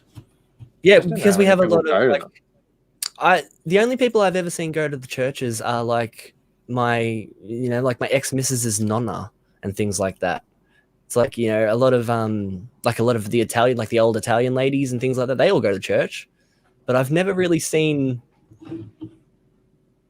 many people outside of that group. There must be a lot of Catholic churches because that's the Italian thing, usually to be Catholic, culturally Catholic. We have a pretty big mix of all of them. Yeah, we have Church like of England, the mosques and everything. Baptist, Presbyterian, Catholic. Yeah. But they're all over the place, to be honest. Do you have snake handlers? I don't think we do. We have snake handlers. We have We dodge that one. That's we surely down would have south someone. thing. I mean, Like, we're especially in famous for our Australia. Yeah, I guess we have to have someone. I guess it all depends. There's that many snakes down here. There probably is a lot of snake handlers. No, but maybe we don't, because if you pick up a brown, They're all and dead. it bites you, you're Yeah. there's only so many times I reckon you can get bitten by one of them. This is definitely a United States Southern Bible Belt phenomena. Yeah, it's really strange. We have no, you know what we have here? We have the mega church. We do the where they play music and everything. They turn into a bit of a rock show. Oh yeah, you have Hillsong, right? Yeah, that's it. Hillsong Church. Do we? I didn't know we had Yeah. that here. Well, I mean, if you're not in the scene, you don't really hear about it, do you? It's just sort of. That's true. Actually, I watch a fair amount of videos. They keep getting recommended to me. They're good, easy watching. It's just like people coming to Australia and just sort of finding out what it's all about. And on one of them, they went to some bed and breakfast, and they went with the people to their church. And yeah, it did feel like, oh wow, like it just seemed like something you're not really going to get that much of in Australia. But I mean, it's out there. Yeah. Oh, what Carlton's saying right now, the problem with snake handlers is, did God ask you to pick up the poisonous snake? If no, you deserve to get bitten. And if yes, he would protect you. There you go. Yeah, if you're religious, right? Like, that's what you'd like to hope so, right? Well, there's these people who say, I'm going to go walk on water and God's going to save me, and they wound up drowning. I mean, they lose the part in the Bible where it says, "Don't tempt the Lord." Yeah, what's that joke about the guy on top of his house? And he keeps his house is flooding, like everything's flooded around him. He's on Send top me a of his sign, house. God. Yeah, right. He's sending a sign. I sent gets the helicopter. I sent the boat. You're I right. sent the Yeah, I was like, I couldn't remember how it goes, but yeah, at the end of it, God's like, "What are you doing, man? Like, I sent all this help for you, and you didn't take any of it." So, but yeah, tell us about this sketch here. I'm looking at this. I really like this. Who's the artist on this? This is Andre Dryden, and I think he's from Canada. And it's a one-of-a-kind hand-drawn sketch card. I think you did a really awesome job on that. So you have a few different artists, don't you? I have quite a roster of people. How did you organize all this? Yeah, that's what I was getting at. Spreadsheets. I had too much being unemployed for a little while, thanks to COVID. And Yeah, I worked in time. I worked in an international boarding school, so I had a lot of free time. So I was able to really put a lot of time into finding people and doing all this stuff that I probably won't have time to do now. Yeah. This is really, this is really 90s grade stuff, and I just love the way this book looks. Yeah, I love 90s. I love all the cheesy collectibles, 1 out of 20, signed, numbered, foil, all that stuff. Yep. Yeah. Because I'm a sucker for all that stuff. I'm exactly the same. Some of my favorite comic books and things that I owned are from the 90s, and they're all shiny or holographic, or what was I can't remember what it's called, but they used to come out all the time back in the early 90s, and they were like black and greeny colored, and they look 3D, and you look at it, I can't remember what they're called, but I have a few cards, things like that. Lenticular. Is that it? I have no idea. But yeah, where the image like shifts. Yeah. But I have a bunch of them, and all of that stuff was, whatever happened to that stuff? They don't do that sort of thing anymore. And all that stuff is my favorite stuff. Killed the industry. industry. Yeah, the 90s was definitely the disco age for comics, man. It was just, for sure. It was just great. Yeah, definitely. Don't let DC and Marvel hear that, because then they'll flood us with them again. Oh, man. Yeah, well, that's the problem, isn't it? Money they overdid it all. That's what Marvel does. They ram everything into the ground. Something works, do 10,000 of it. So nobody wants it anymore. Everywhere at the moment. Right. So, yeah. Or the cinematic universe. Let's throw out 10 million movies and then forget it all for social justice warriors and make Captain Marvel our lead. Don't even get me started. We don't want Captain America or Iron Man. Have you seen what the Eternals is going to look like? I have very little interest. They have gone full Trudeau. First of So- all, nobody likes the Eternals. They're as bad as the other ones, the Inhumans. All the, The Inhumans thousands are of terrible. characters, and you pick the Eternals. That is a real odd They've taken choice. It is. No, but even then, they've taken the completely left turn. It's like they've done this on purpose. They've picked characters that, you know, even us comic book fans are going to say, who cares about them, right? Right. And then you actually look at who they've cast and stuff. I'm a fan of half of those actors and actresses, but they are not those characters in any way. No, they gender And swapped them and all kinds of they've- nonsense. Gender and race swapped almost every one of them. Yeah. So, like, you know, if I had a little kid, right? Like, I don't have kids, but if I was to have a kid, I would see this movie coming out. I'd say, oh, awesome. I will show my daughter or my son the comic book to get them excited about this new movie. If I was to show them the Eternals comic book, it would just confuse them about the new Eternals movie Right. because they wouldn't recognize anyone in it. But the Eternals is a book where you can do that because they're such forgettable characters anyway. Like if you gender swapped them and did all that, it wouldn't really That's matter. the thought behind it. That's exactly the thought behind it. That's why they're doing it, is because they're like, you know, no one really cares. Like, there's one guy out there who's, you know, the Eternals is his favorite book. Right, So- right. Yeah. Just like what Carlton's saying right there. At least the Inhumans have Black Bolt. He's baller. Eternals or what? Who even knows him? I mean, that's a good I've read point, but I forget every time. right. I have no Yeah, idea. I couldn't tell you just- any of the Eternals. I just know that Right. Angelina Jolie is an Eternal for some reason. But Yeah. She's But I actually couldn't- probably the best cast in that whole movie, to be honest. yeah. But just Hey, like with Guardians of the wait. Galaxy, I mean, you And know, have you seen the movie's casting, man? They don't look anything like any of them. At least she looks like Athena. I don't know what any of the Eternals look like. Dean, I just told you the other day, I had no idea who was writing Aquaman. That's how far removed I am from these dumb comics.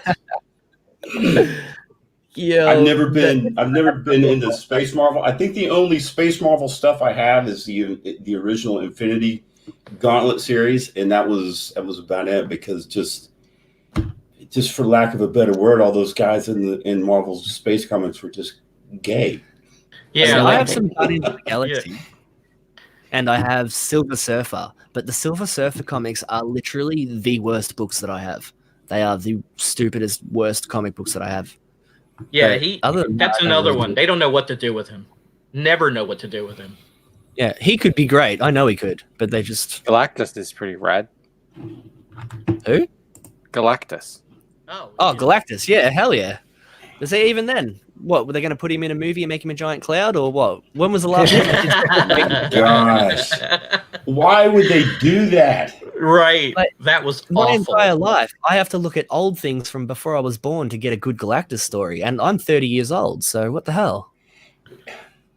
Like, they haven't done anything good with any of these characters for years. Didn't they years change Galactus into like gold and he like creates worlds or something? Oh yeah, in the Ultimates, I remember that. Yeah, Ultimates yeah, too. like, That was drawn by Kenneth Rocafort. That was a Did he fantastic. did he That's look the other like reason- gold? Did he look fantastic like Gold Skeletor from the Masters of the Universe movie? No, oh he my looked gosh. exactly like Galactus, but instead of pinky purple, he was yellow and orange. Yeah. Yeah, Is yeah, he still- definitely he is back Marvel. to punching being bag. yeah. He might even be dead at the moment. I don't know. I stopped reading Marvel. I'm down to literally. Callaway reads nothing. I read death metal, and other than that, I'm not reading anything mainstream at all. Oh, are you liking death metal? Yeah, it's good. It's good. Really? Yeah, I'm a little. The last issue was kind of like dull and boring. Like, but I think that was more like, you know, it's gotten to that point in the story where they're trying to explain a bunch of shit and there was no action or anything. But other than that, the first two issues were really no. The second issue is the boring one. The first and third issue were pretty good. Oh, see, I haven't liked any of them. Really? I don't like the art. The art, I'm kind of.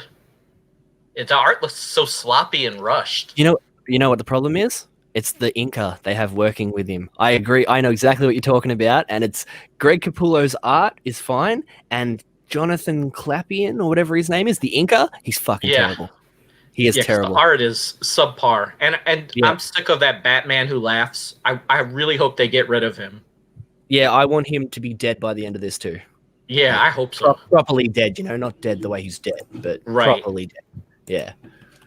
I'm really curious to see what they do now that Didio is gone, because it sounds like he left and the whole place just crumbled. Because Jim Lee can't run a company to save his life. He is devoid of any creativity, in my opinion. He's anyway, a great artist, but he shouldn't be in control of anything. No, he sure shouldn't. Yeah. We all say that all the time. Didio has been a cancer on DC for the past 15 years. Absolutely. But now, what do they reckon? Bendis is going to be the chief creative officer now, and then it's just going to... I hope not. Imagine DC controlled by Bendis.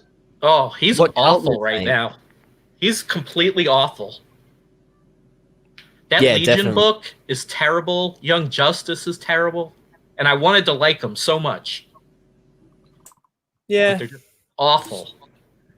There's a lot of it coming out that you want to like, you know, it sounds good on paper, you know, and then when you actually see it, you're like, oh no, what have they done? And that happens more often than not these days. Maybe they'll, maybe AT&T will sell it to Disney. That's what we want, right? I wouldn't be surprised if they spin off the publishing division to somebody. I think it might have actually been, I think it was Ethan. Someone was saying that they're going to end up, it might have been Zach even, but they're going to end up with just selling out loaning out the licenses to people. So if you're a writer, you can buy Batman to write a Batman story, you know? And they're like, similar to what I IDW is doing with Spider-Man. Is that what he's talking about? Yeah, like the way that they just kind of rent out the license. I mean, just think being in the position of IDW, being able to get like those licenses, and if DC does say, well, we're going to lease these guys out, dude, you could have all kinds of Marvel crossovers at IDW. Yep. It would just be, but yeah, well, they already did some. They did Power Rangers crossed over with Ninja Turtles, and Power Rangers crossed over with Justice League, and I don't know about that. No, but the point is they're doing it. Yeah. Right? Like, so, like, they can do it. Well, it just seems like nothing's come out of DC lately. Like, they're in disarray. Oh, yeah. There's been nothing good since 10 years now. They're going on 10 years without anything. They stopped announcing. They stopped announcing anything. That 5G was supposed to happen, and then I guess they killed all of those projects. It seems like they just don't know what they're doing right now. I completely forgot about that.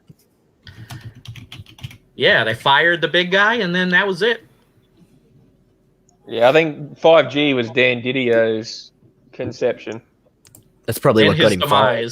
Yeah. Well, that's what apparently death metal is leading into, like another reboot thing. Like death metal is a crisis, essentially. So I can't even imagine what it's leading into. I don't know, but new number ones. So right. That's what it's leading into. I guarantee you they don't know what it's leading into yet.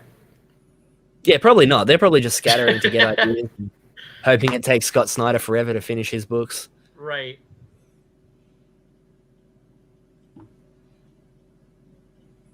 Yeah, put Zach in charge. Exactly. Put anybody in charge at this point. Yeah, it's gotten really bad over there. Let's when you can sit there and say, all right, you have what was it? What was the numbers? I shared it the other day on Twitter. He said something like 25% of his books aren't returning any money, like they're losing money on. That's scary. That is really bad. And I don't know That's how you get Warner Brothers to shut you down. Exactly. This is why these are all getting fired. Any other business, if that was any other business, the boss would have been fired a long time ago. Yep. Most of them should have been fired a long time ago. Like, well, I think Jim Lee is never getting fired. Since it must be in his contract, since they bought that horrible Wildstorm, that he has some permanent position or something. Oh, well, yeah, either way, even if they got rid of him as the boss, you know, I would still want a Jim Lee drawn book, you know, that he should just be an artist. Right. He should just be an artist. That's all there is to it. Well, you guys got to look on the bright side here. All right. Kelly Sue is freed up now. Oh my God! Here we go. And they could probably spread her out across a few more books. I bet you for work, guys. So anyone out there with a project? Still hope for work. Jim said they're going to double down on the SJW ideology. So maybe they'll pull through this this horrible time. They'll reboot Nightwing and put Kelly Sue on Nightwing. Right. Yeah. That just sounds so realistic that could happen. Put her on a masculine character so she can defeat the patriarchy. Right. Just make her editor in chief. Why are they messing around? Just put her in charge, editor in chief, and we can get this thing on the road to recovery. We could do this. As a matter of fact, here in about an hour, I'm going to start a petition, and I'll post a link to it, and we'll petition her to become Marvel's new editor in chief, or not Marvel, Marvel too. Just put her over both of these companies. Put her over both of them, because she could turn this stuff around. She could turn it around. Well, they did put 2 chicks in charge, didn't they? Of DC. Yeah, I think so. Doesn't sound like they've got enough chicks in charge. Yeah. Maybe we can get 4 or 5 more. Yeah, there you go. What's Renfrom's doing? I'm sure she's not doing anything right now, right? Wait, she's making a girl? crap about Ethan. Yeah, she's working. The jury's out on that, but she started off as a girl, so she's busy correcting Ethan's numbers. Oh, yeah. Yeah, she is. Yeah, I dropped in there the other day, and I'm like, "Your math is wrong," and then I muted the conversation, so I have no idea what they said after that.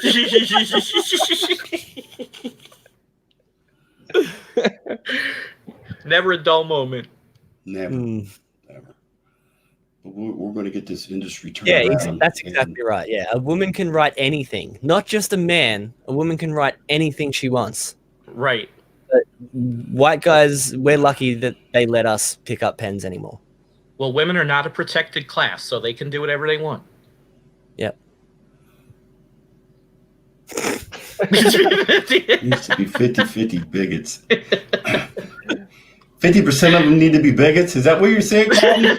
I wonder how that would turn out. What was it? Michael was going over the Thor thing last night, and just the when she was fighting Crusher Creel, I loved that. I loved everything that was coming out of his mouth. Crusher Creel is my new favorite villain. So yeah, I mean, if we load the industry up with 50% bigots and 50% whatever the hell they want to call themselves, Do you remember the Red Skull page where they're trying to make out Red Skull is like a Nazi, and they're well, I mean, I know, despite what the character is say, they're what they call a Nazi, as in someone. Basically, it's just a page of him saying, "I've been to Europe. It's not what it used to be. There's crime on the streets and gangs running wild, and the politicians have let it go to shit." And it was like, it's supposed to be from the villain's point of view. But anyone reading it who's ever been to France or Germany and seen what the cities look like these days is like, the Red Skull is bringing up some good points here. We're all villains. Deep down inside, we're all villains. That's just the way it is. That's what they do, though. They deliberately write things like that. Like, Zach and Ethan bring it up all the time. What are you supposed to do when you find yourself agreeing with Crusher Creel or Red Skull? It's just like, do I need to look inside, do some, I need to go to therapy and be like, I think I'm a villain. Right. Can you guys help me out with this? I read some stuff in a comic. Either that or you're they'll just label you alt-right or, yeah. That doesn't surprise me that the Red Skull would be saying that. The state of comics. Yeah, we're just all villains. Yeah, I remember Zach doing a video on it.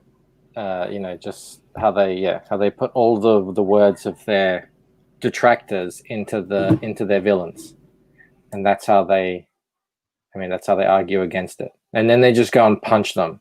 Like, we didn't see it on that thing. We didn't see it when we looked at it yesterday on my stream. Directly after that, she says, "Oh, and now I'm going to punch you." Why does she need to punch us? She's giving up. She's saying, "Arrest me, take me in." Because it's all just nothing matters, and it's all. comic books is just all about punching, and we love punching. Like, it's so dumb. Well, there used to be a reason why people got punched is because the dialogue had broken down. This guy with superpowers is trying to destroy people or do something illegal, so the superhero has to come out and stop them, and they're not going to listen to reason, so it resorts to violence. It's not like when you already win, okay, now we've got to do that punchy part because that's the bit that everybody wants. Well, here's the thing. Have you ever dated a psychopath, Michael?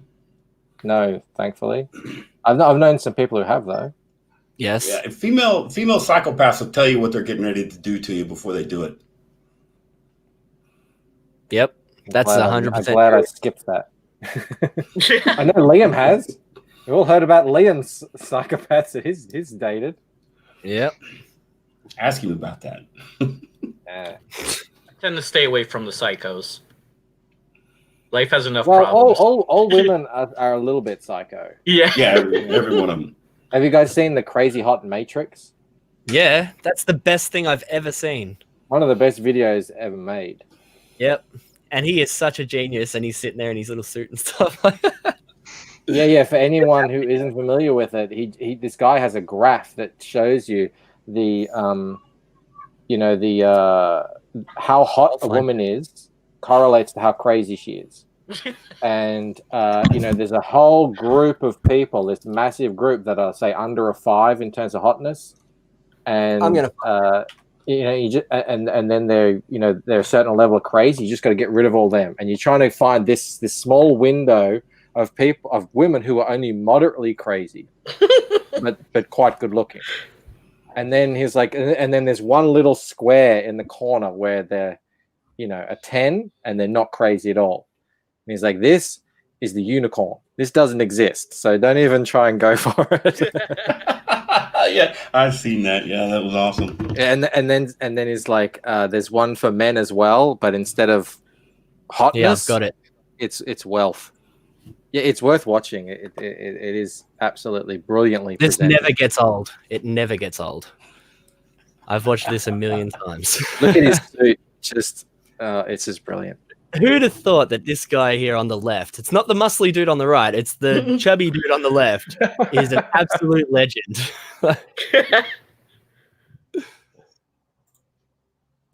James Yeager here with Tactical Response, and I got the terrorist mouthpiece with me. This is go introduce yourself. I'm Dana McClendon. I am the consigliere to the Camden Mafia and the terrorist mouthpiece. But what are we going to talk about? What are you going to talk about today? Today's lesson it's a little off the beaten path of tactical response, but it's still something that you can use every day. This is the hot, crazy matrix. It's what you need to know about how to deal with women and how to analyze the situation that you may be in or want to be in. Okay, let's take a look at that right now. Okay, so this is the universal hot, crazy matrix. It's everything a young man needs to know about women. I've developed this on my own over 46 years of living on the earth. So this is how it works.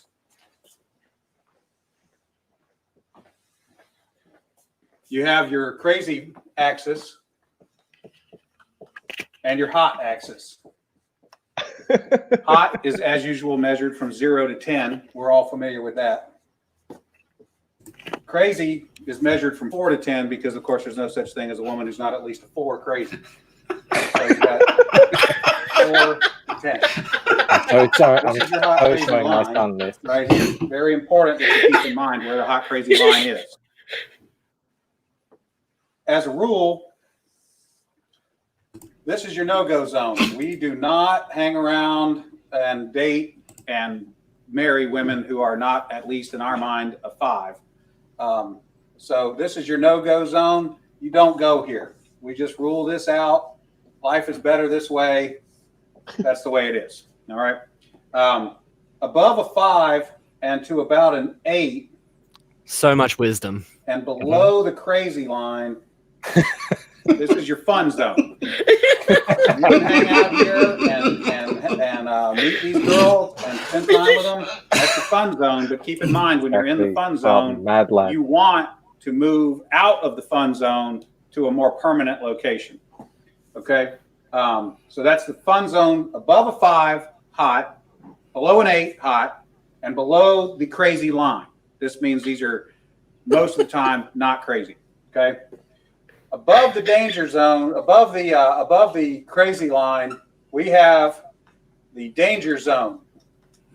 This is your redheads, your strippers, anyone named Tiffany. This is Kelly Sue right here. This is where she fits in. This is where your car gets keyed. You get a bunny in the pot. Your tires get slashed, and you wind up in jail. Now that we have some of the chart filled in, we got a couple more pieces to put in. But at this point, understand something. This is not a static environment. This is a situation where you have got to use this matrix over time to develop some reliable data. It's like a dope chart, okay? Because at any moment in time, any woman that you have previously located on this chart can vanish from that location and appear anywhere else on the chart. So what you have to do is over time, collect some data. And once you have a cluster of data points, you can begin to consider that reliable. Now, moving on, you have this zone here. This is below the crazy line, above an 8 hot, but still, about a 7 crazy. This is your date zone. You can stay in the date zone indefinitely. These are women that you introduce to your friends and your family. They're good looking and they're reasonably not crazy most of the time. Okay? Yeah, you don't want to date Kelly Sue. You can stay here indefinitely. Now, this is the best. Above an 8 hot and between about a 7 and a 5 crazy, this is your wife zone. Okay? When you meet this girl, you should consider a long-term relationship. This zone is not scaled to size. This is a representation, not an actual. This is not a pie chart showing you how many of these people are out there. This is simply a representation of what you're at. So deadpan. You want to be 5 to 7 crazy, above an 8 hot. That's your wife zone. Okay. Now, below a 5 crazy and above an 8 hot, this is your unicorn zone. These things don't exist. If you find a unicorn, please capture it safely, keep it alive. We'd like to study it and maybe look at how to replicate that. Okay. So I was explaining this to a guy one time, and he said, "Wait a minute. I met this girl, and she's like smoking hot. She's like at least a 9, and she's chill. She's totally cool. She's like not even a 3 crazy." I said, "You're telling me you've met a girl, she's a 9 hot, and she's like a 2 or a 3 crazy?" He said, "Yeah, man, I like her a lot." I said, "You should be careful. That's a dude. You're talking to a tranny."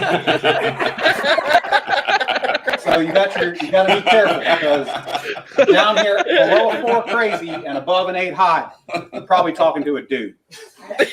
That is the universal hot crazy matrix. All right, Dana, that was pretty good. Now, let me ask you, like, for the women watching, is there a male version of that? I mean, would it also be? Oh yeah, it's a little simpler. If a dude, there's no such thing as a male. Now let's leave that on the screen. All right. With that in mind, Roger, Yes. do you still want to get with Kelly Sue DeConnick? I mean, you guys aren't going to change my mind. All right, I already know how to manage that. You just got to tune her out and ignore her ramblings, right? How she thinks the world needs to go, what she thinks about Aquaman, what he needs to do, because you're just thinking in my head, you just lost your fucking job. Just shut up about Aquaman already. But you don't say that to her. You don't say that to her. But look, again, though, like what he said, you do not date Kelly. You don't date her. She's definitely not in a wife zone. And she's so far away from unicorns, it's not even funny. Oh, my God. We're all getting canceled now. It's over. It's one presentation. Yeah, just like what Carlton just said. I'm not saying I want to marry her. You're just going to set her straight. right? You set her straight, then you break her heart. You say, it's not you, it's me. And just, you just go down the road. You just go down the road like that. That's going to be a bumpy road, mate. I hope you know that. Oh, yeah. Very bumpy road. I'm willing to go down that road.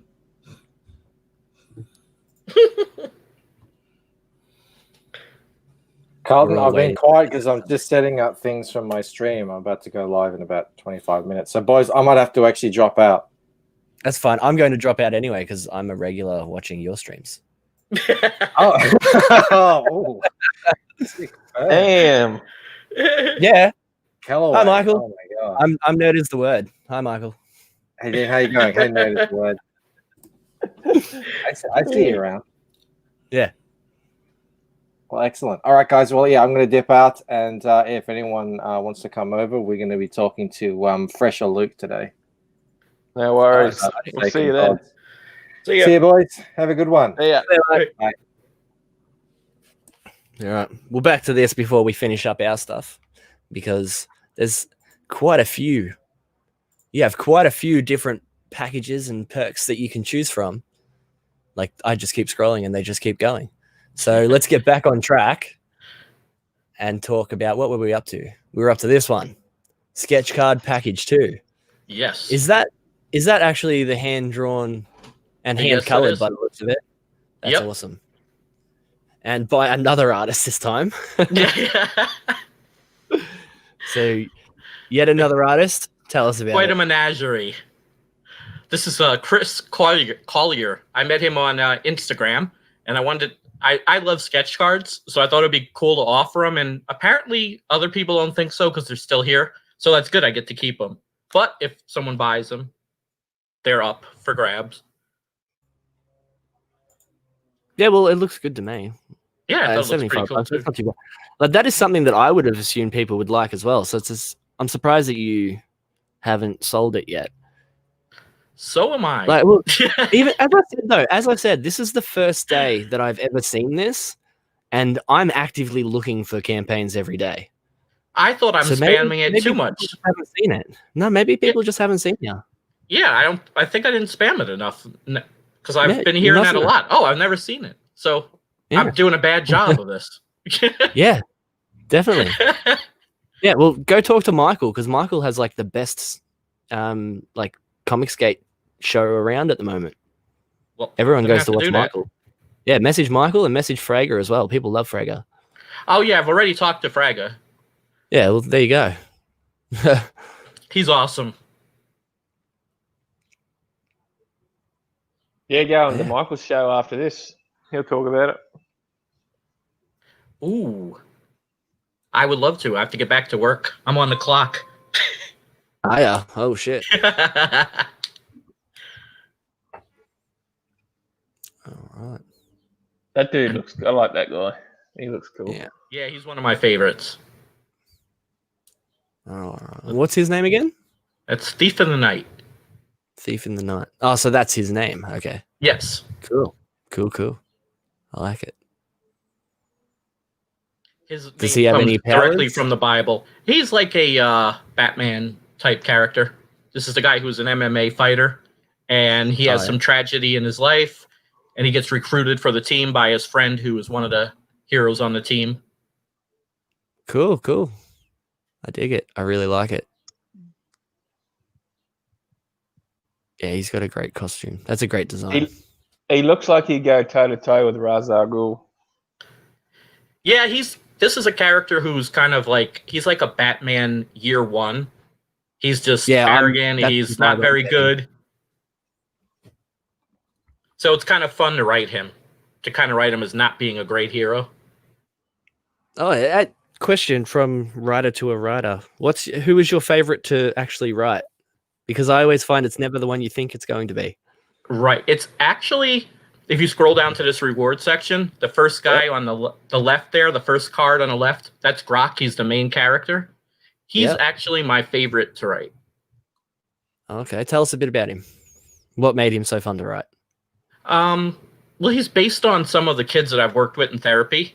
So I've used a lot of their issues, and he's like an amalgamation of that. And our second issue of Parables, which is coming out in, I think, January, it's going to be his origin, and he has this big secret that when everyone finds out, it's going to cause a little discomfort with some of the members of the team. Is that something that the readers will know about before the characters in the book, or is that something that we all find out at the same time? Well, I'll just spill it.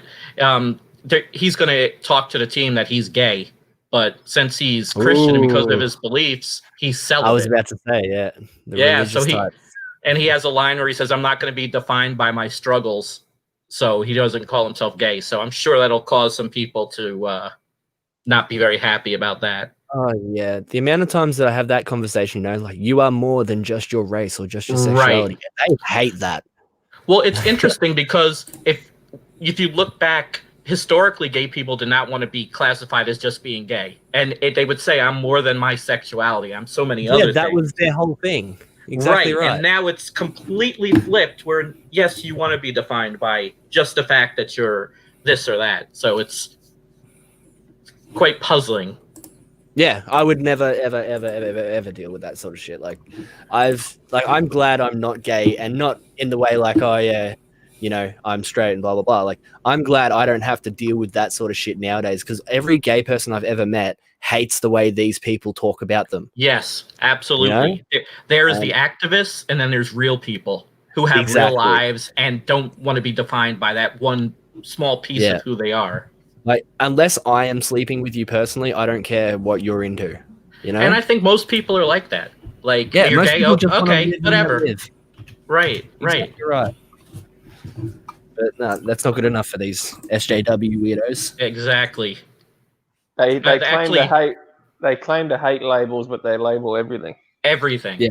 And the publisher, Starcross Comics, I kind of was telling them the idea for the story, and they're like, "You just love controversy." Like on Facebook, they're always getting emails. This guy's a Christian and he says this or that, and they're like, "Can you just bring it down a notch or two?" And then I let him read the story, and he's like, "Oh man, people are just gonna hate this." And I'm like, "Oh, good." I don't mind that.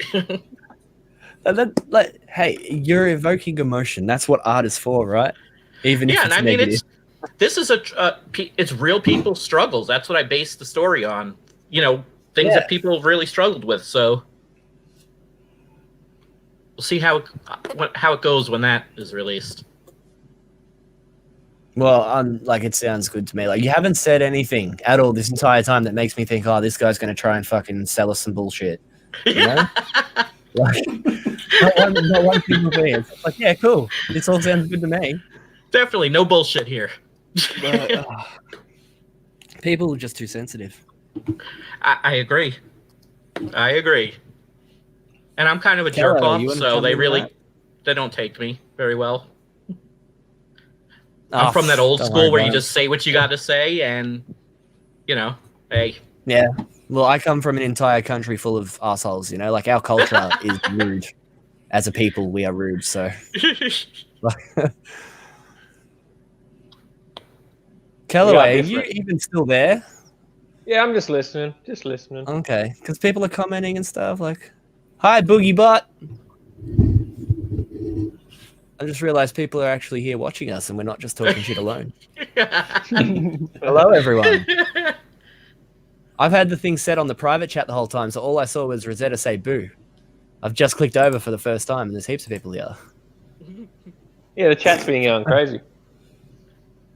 I've only seen whatever you've been putting up on screen this entire time. So yeah, we're kind of isolated here. Yep. That's okay, Carlton. Don't listen to these guys. I've been paying attention to you. Gotta work the chat, boys. Gotta work the chat. But I was thinking about this the other day. You do. You really do. Yeah, you got to. I want to know more about your robot cowboy. Yeah, we need to. I want to get him on and talk to him sometime about his book. But anyway, I was thinking about this the other day, and it's just like, why haven't we gotten to a point in society where we can say, look, I know what these religions think about me. It's just I don't care. When are we going to get to that point? And you know, it's interesting because Christianity is getting a bad rap about, you know, the gay and lesbian issue.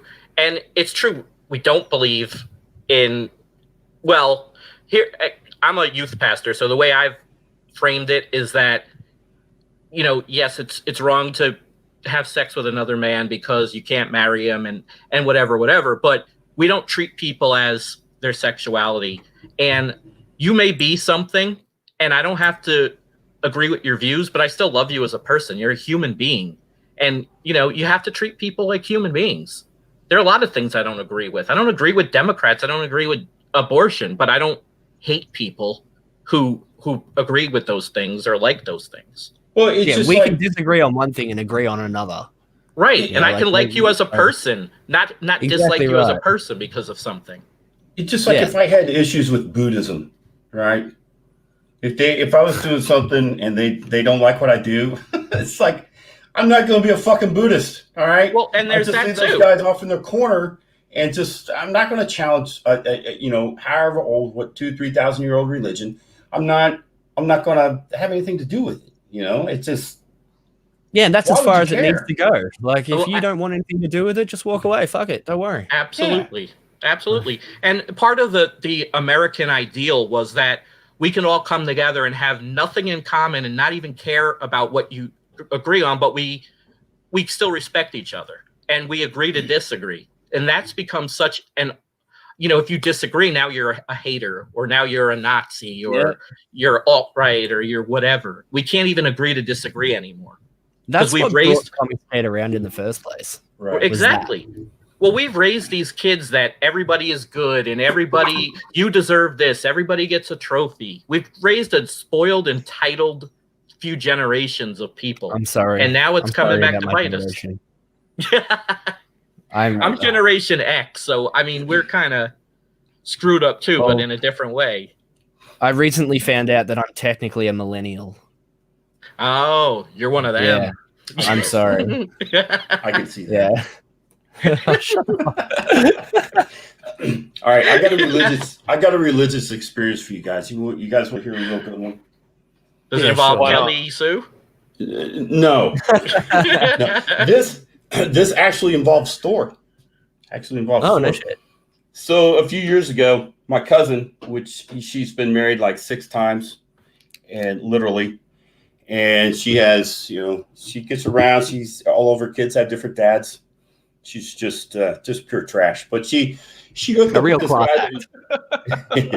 She hooked up with this guy that was just straight out of prison, right? And he was in prison, and he was doing the whole Nordic religion, whatever. I don't know how I don't know where you go to learn their rituals and stuff, but yeah. So he made all of her kids wear these little hammers around their neck, and they all prayed to Thor every day.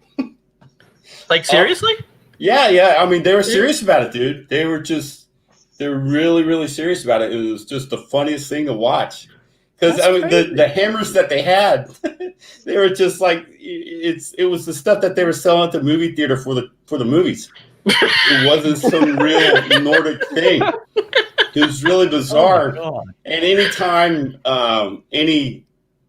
any show would come on and it was produced by a Norse or Norwegian company, and it might have Thor in the name, she'd be like, "Look, they're kids." Well, you know, that only lasted until he went back to jail. Then she got a new husband, and I don't know what they are now. I think they may be Southern Baptists now. So, but yeah, that was my most bizarre religious experience. Besides the snake handlers, I mean, that is bizarre. But, you know, those guys, they have. Well, I don't want to go that far. That's kind of cool though. I'd love to just ask him a million questions. Yeah, I'd be really intrigued by. Yeah. No, trust me, you guys, you'd be like, you wouldn't want to sit through that. Look, yeah, man, I'd be taking the piss the entire time. Don't get me wrong. Yeah, Boogie Boy, dude, I'm serious, man. Church of Thor, that sounds awesome. That sounds awesome, man. Right? Yeah, exactly. But you know, they took the Chris Hemsworth worship way too far. I'm sure my cousin, she liked that because all these chicks love Chris Hemsworth. No, he would hate the Avengers movie because that would be blasphemous to him. I don't know if it's blasphemy or not. I don't know if you could take it that far. Well, you could. Could you? It's 2020. It's 2020. Yeah, we can right. take it far as we want. So were they all worthy? I don't know if that ever came He's been up. quiet this whole time. My opinion, no. None of them's worth. But we are talking cheap plastic movie theater hammers that they were lifting around. Which, dude, it was just so bizarre. It was so bizarre. I really didn't like that guy.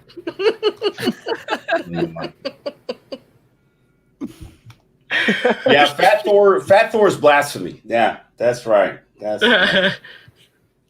Yeah, my favorite Avenger. They ruined that. Oh my god! They butchered it, didn't they? Yeah, they really did. They discredited every white male character and then killed them off. But also, Valkyrie could be strong and powerful. I liked Valkyrie at the start. Like, they ruined her by making her just, too much all the time. You know what I mean? The worst thing was that A-Force scene where all the women are that was so yeah. cringy. That was one of the first times that I was just completely knocked out of a movie. Like, that's only happened to me like 3 or 4 times ever, yeah? But that instantly, I was like, what the fuck? And do you know how far that scene should have really gotten? Captain Marvel should have put that gauntlet on and snapped her fingers and cleared the battlefield of that army. I'm surprised she didn't. That's as far as that would have Yeah, gone. I'm surprised they didn't. Yeah, they really... Yeah, she's the most powerful whatever in the universe, and she could have done it right there. I don't know. Does anyone like that character? I don't think anyone does. They probably wanted her to do that, but then when they announced she was in Endgame, everyone just the backlash. It was a negative backlash. Yeah, yeah. The Russo brothers had to work out how to bring her in without shoehorning her in. Yeah, I hated that. Like, they kept trying to make out as if she is the strongest one in the MCU, right? Oh, she's horrible. No, she's right up there in power level, right? I'll give her that. But she's not Thor. She's not the Hulk. You know what I mean? No. Like, they would fuck her up easily. What about the hairstyle? I knew that was coming. Come on. If they hadn't given her that stupid haircut, I would have said something. Well, I mean, to be fair, all right, at least she got her haircut versus the Batwoman thing, right? Who's going to go around with a wig sticking out of her freaking cow? Right. That'd be the first thing I'd grab. Oh, for sure. And it's bright red too, so it'd stand out. Yeah. But that whole let's get on that show for a second, right? Batwoman, that whole show, right? I watched the first episode. There's no two ways around. Have you seen what they're doing with season 2? Oh, they're just creating a new character entirely. Yeah. They should just get rid of that show. That and Supergirl are just horrible shows. They are really bad. I can't watch Supergirl as much as I might want to try. They have made it so political. It's absolutely atrocious. Yeah. See, I made it through one episode of Batwoman, but I made it through the whole first season of Supergirl. Mostly because of Martian Manhunter. But season 1 wasn't too bad. I just couldn't come back for season 2 though. So take that for what it means, Like, I just never even downloaded episode 1 of the second season.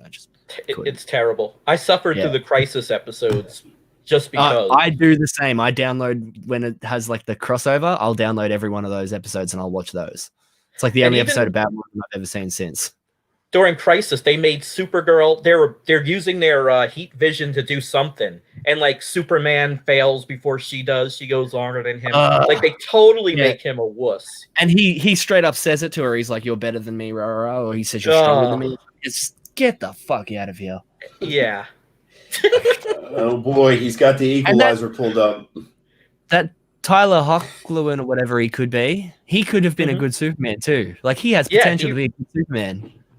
They initially wrote him pretty good. Like when he first showed up, right? Superman. Yeah. That's what made me say that. Is when he first showed up, he was Superman. But no. Just the longer it goes Ready? on, the worse it is. I'll read. Right. I'll read Yeah, this. here we go. Enjoy yourself, This Kels. This is the new reboot of the Equalizer TV show where Queen Latifah is the Equalizer. So That's just what? that's made up. The series chronicles That's of the just made life up. of They're trolling this- at this point. Yeah. Somebody's out there going, let's just put this out there and see what they say. well, it's in all the news articles and everything. So the series chronicles of the life of Robin McCall, the enigmatic woman and single mother to a teenage daughter, Delilah, with a mysterious background who uses her extensive skills to help those with nowhere else to turn, acting as a guardian angel and a defender for those who cannot defend themselves while pursuing her own redemption. Now, listen to the cast and their characters and think about the first thing that pops into your head.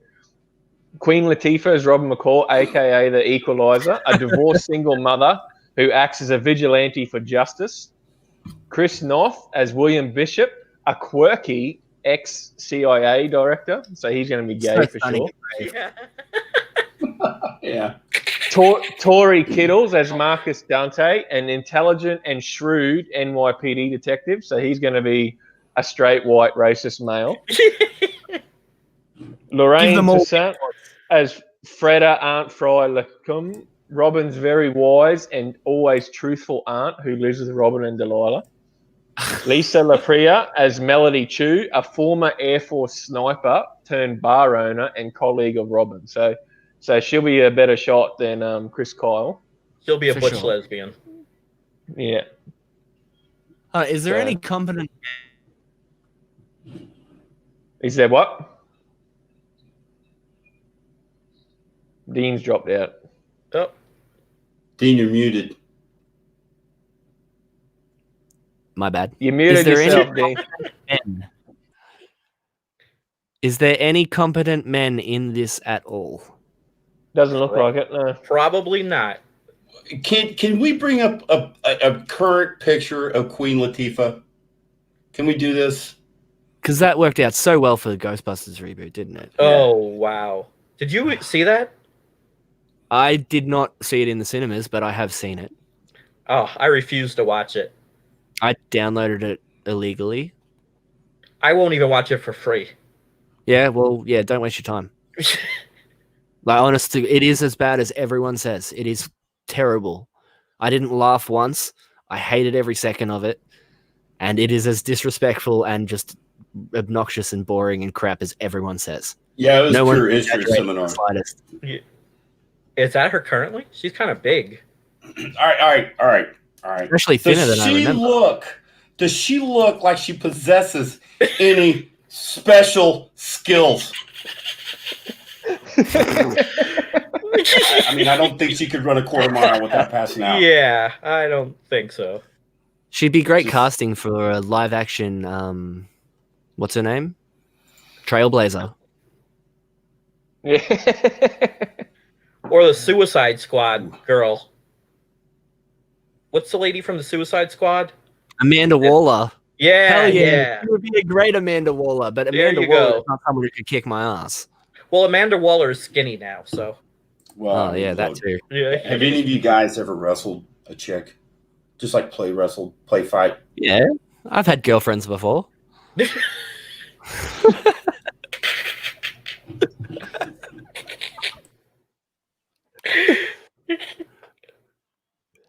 This has been Go a on. riot. I'm Wait, I glad think you're he in- muted himself. Yeah, now who's muted? Yeah, I mean, I had to because I'm switching back and forth between the YouTube live stream and the StreamYard stream so I can hear what you guys are saying because I'm just in the dark when this thing breaks down. But look, when you wrestle, you know, she could be like 5'8", a 6 foot tall woman. You wrestle her, it's like wrestling a toddler, right? There's just no. Yeah. There's no weight behind them. Yeah, she's not doing nothing. They're very delicate. They're very, they feel like even bigger like chicks are light as fuck compared to a dude the same size. Yeah. You take like a 300-pound fat dude, he could knock the hell out of you. But 300-pound chick, not really. I gotta interrupt you, CG. We're gonna have to kick you off because we don't let sexist bigots on this show. Well, look, man. My thing with Kelly Sue doesn't count. There's no balance here. How dare you say women are stronger I than would do her. women are And weaker. you sexist bigots would not. That's why we have to have shows like The Equalizer now. They equal. Kind of balance it out, right?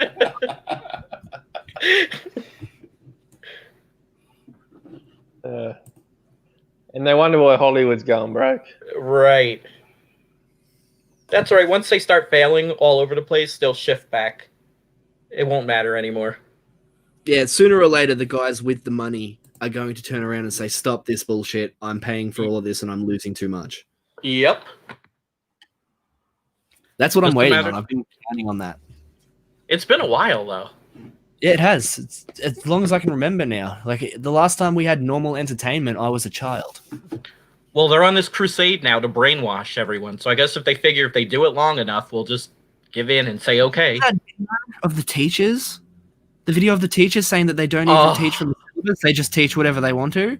That's and like awful. including leftist ideology and shit. I was like, oh my god. It honestly scared me. I'm glad I don't have kids. Yeah, I wouldn't send them to a public school if I did. Yeah, that's for no sure. way.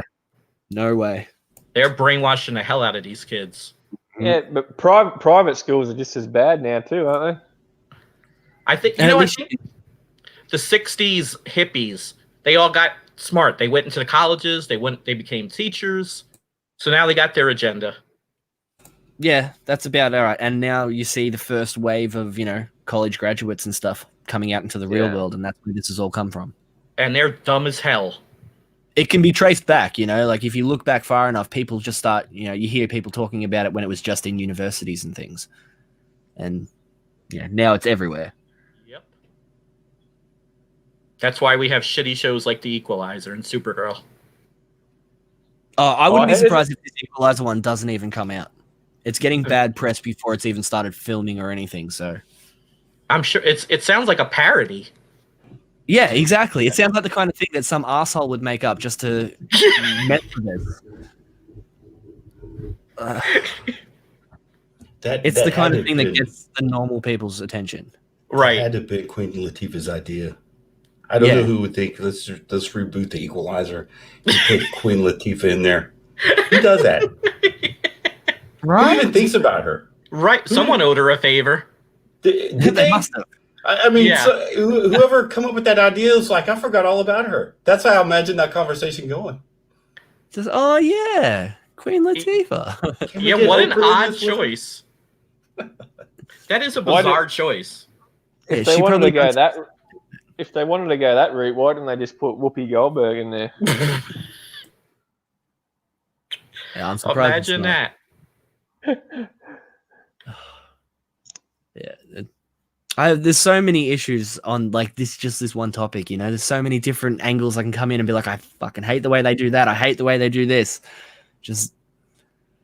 Well, I mean, look at the Avengers.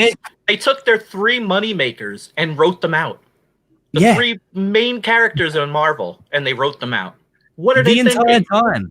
What about the entire time they've been these massive characters in movies? They haven't even been the main characters of their own books. Right. Like if you'd never heard of them and you wanted to read Iron Man for the first time, you would have ended up with that Riri Williams chick, that little psycho. Yep. Like, where's Tony Stark? Oh, he's just not in any Iron Man book at the moment. He's technically dead. Who's in control? That's like, come on, that's 101, You should know if you've got these expensive, successful movies, capitalize on that. Well, and the thing is, when Joe Quesada took over Marvel, the first thing he said was he was pissed off that there's an X-Men movie out, and none of the X-Men comics look anything like the movie, have the characters, and it was Chris Claremont writing something about a group called the Neo. They were horrible X-Men comics at the time the movie came out, and they said, never again, never again. They did the whole same thing over again. Did they ever at any point fix that? No, they didn't. Well, no, they didn't. Absolutely not. 20 years later, and they do the same thing. It's bloody shocking. Yeah, I want to read Thor, but we've got the female Thor. Yeah, right. No. Yeah. And see, but we're all going to be called sexists and things just for saying that we don't like that. Right. And let's just go on that topic for a second, all right? There is countless females. Like, the more I think about it, the more I can think. Like, it just never ends. Character after character of, like, actual strong female characters that I enjoy, that aren't preachy bullshit Mary Sue characters that, you know, that we're all hating on these days. And it has nothing to do with them being male or female. Like, Storm is the best example I can think of. She's not only a female, she's also black. Right. She's one of my all-time favorite characters. I absolutely love Storm. I've loved her since I was a little kid. I had a crush on Storm when she was in the cartoon when I was 5. You know what I mean? Like, she's one of my all-time favorites. But that doesn't matter to them. And anything I say, like, Storm's picked up Mjolnir before. She didn't turn into Thor. What's with that? But no, they don't care about that. She's not the diversity that they want. Right. They want diversity, but they want their diversity, not diversity. Yeah. You know? Like, and even then, like, these characters are bigger than any else, the way I look at it. Like, Spider-Man will be around long after we're dead, and he's been around longer than we've been alive. Right. You know? And even like, let's say that, just to simplify the whole argument, let's say that Spider-Man and that really are crazy leftist SJWs the way these guys have been writing them for the last couple of years. Okay? If I took over that character, I wouldn't start writing him with my ideology just because I disagree with his. I would go, okay, this is the character. This is who the character is. That's how I'm going to keep writing him.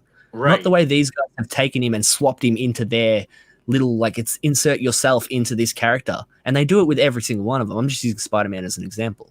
Right. But it drives me bloody insane. Because as I said, they're bigger than any of us. And there are some cases where they've done it right, like Miles Morales Spider-Man. I wanted to have the worst idea of he's the to do with a exception character. to the rule. But yeah, they wrote him well. They didn't make him a stereotype and we have a black Spider-Man. He was a good character. That's how he was created. He was created because they wanted a black Spider-Man. Right. But they did him right. Like, he has earned his place. Absolutely. Whereas most of these other characters haven't. Like, a lot of them are literally just stealing their names and stuff. Like, the female Thor has literally just stolen Thor's name and taken his hammer. Right. So then she talks like him. Yeah, and she talks like him.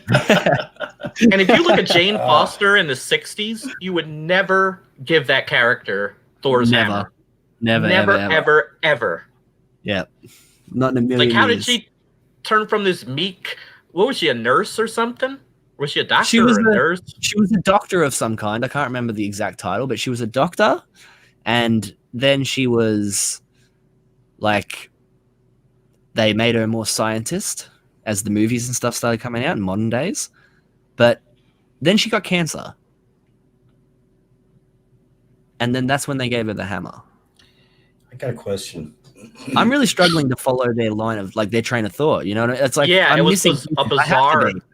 It was bizarre to do. Yeah, weren't they on the moon when Thor lost his ability to wield that hammer?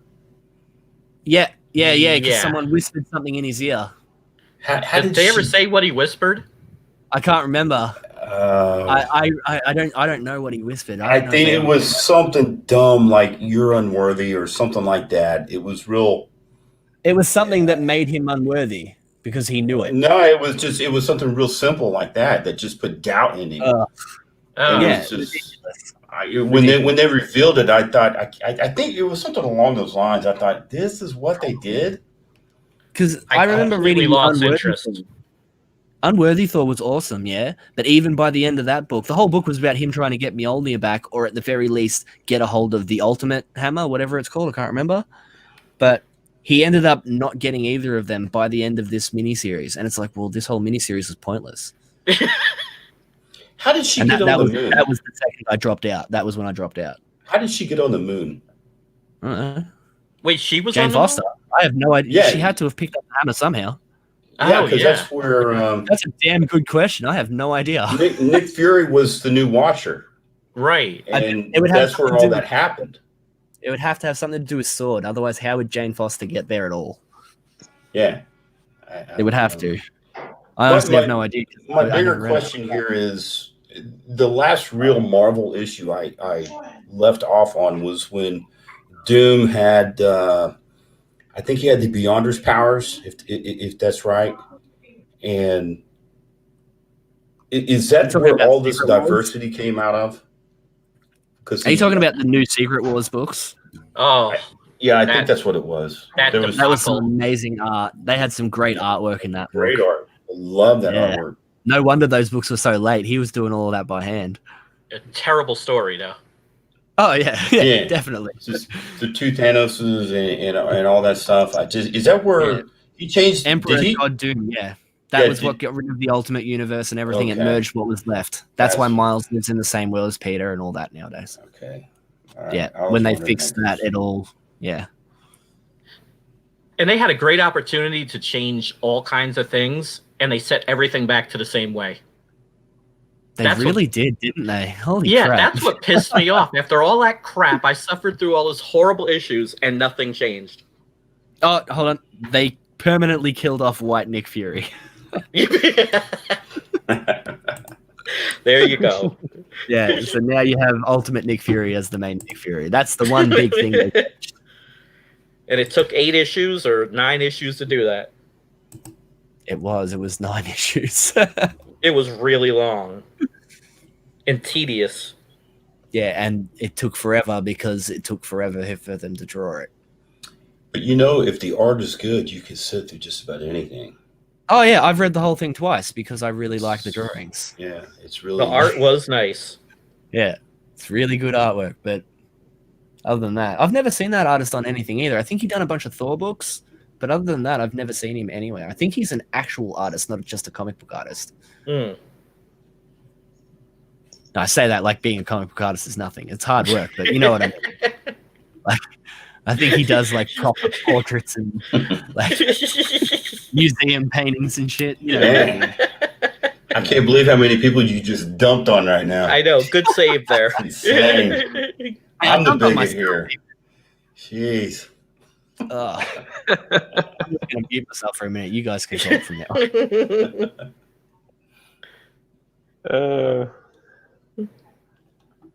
All right, guys. Well, I'm going to have to hop out. Bill, I was going to say I better get back to work. Good meeting you. Yeah, it was great meeting you. This has been fun. I can't wait to get your book, man. And we need to get you on some more streams and get this thing promoted. Yeah, thanks for your support, man. I really appreciate it. You got it, brother. I'll give you a book now. I didn't even know it existed, so I'll chuck it around a bit. Yay! Thank you. I Yeah, appreciate you guys. I've been retweeting it a bit, but yeah, it doesn't seem to be working. Oh. I'm a failure. Well, yeah, I'm in charge of the ComicsMATE Twitter page. Nah, so it's hey, fine. look, man. You this thing is it's funded, dude. It's funded. This is true. 331% funded. It's 2 days left, and I assume that you're going to leave it in demand for a good while. All right, man. That's great. That's great. This I'll be this getting needs to be a 5-figure campaign, and I don't know why this ain't sitting at 10,000, but you know, I'm going to work to try and remove some of the stigma from this. I don't know what's going on with this. I really don't. Just the people telling you that it's too religious and all that stuff is just it's just a comic book story. That's all it is. Right. So It we're might gonna take work me a to promote couple this issues to change that around. Is ComicsMATE anti-Semitic? We'll find out. There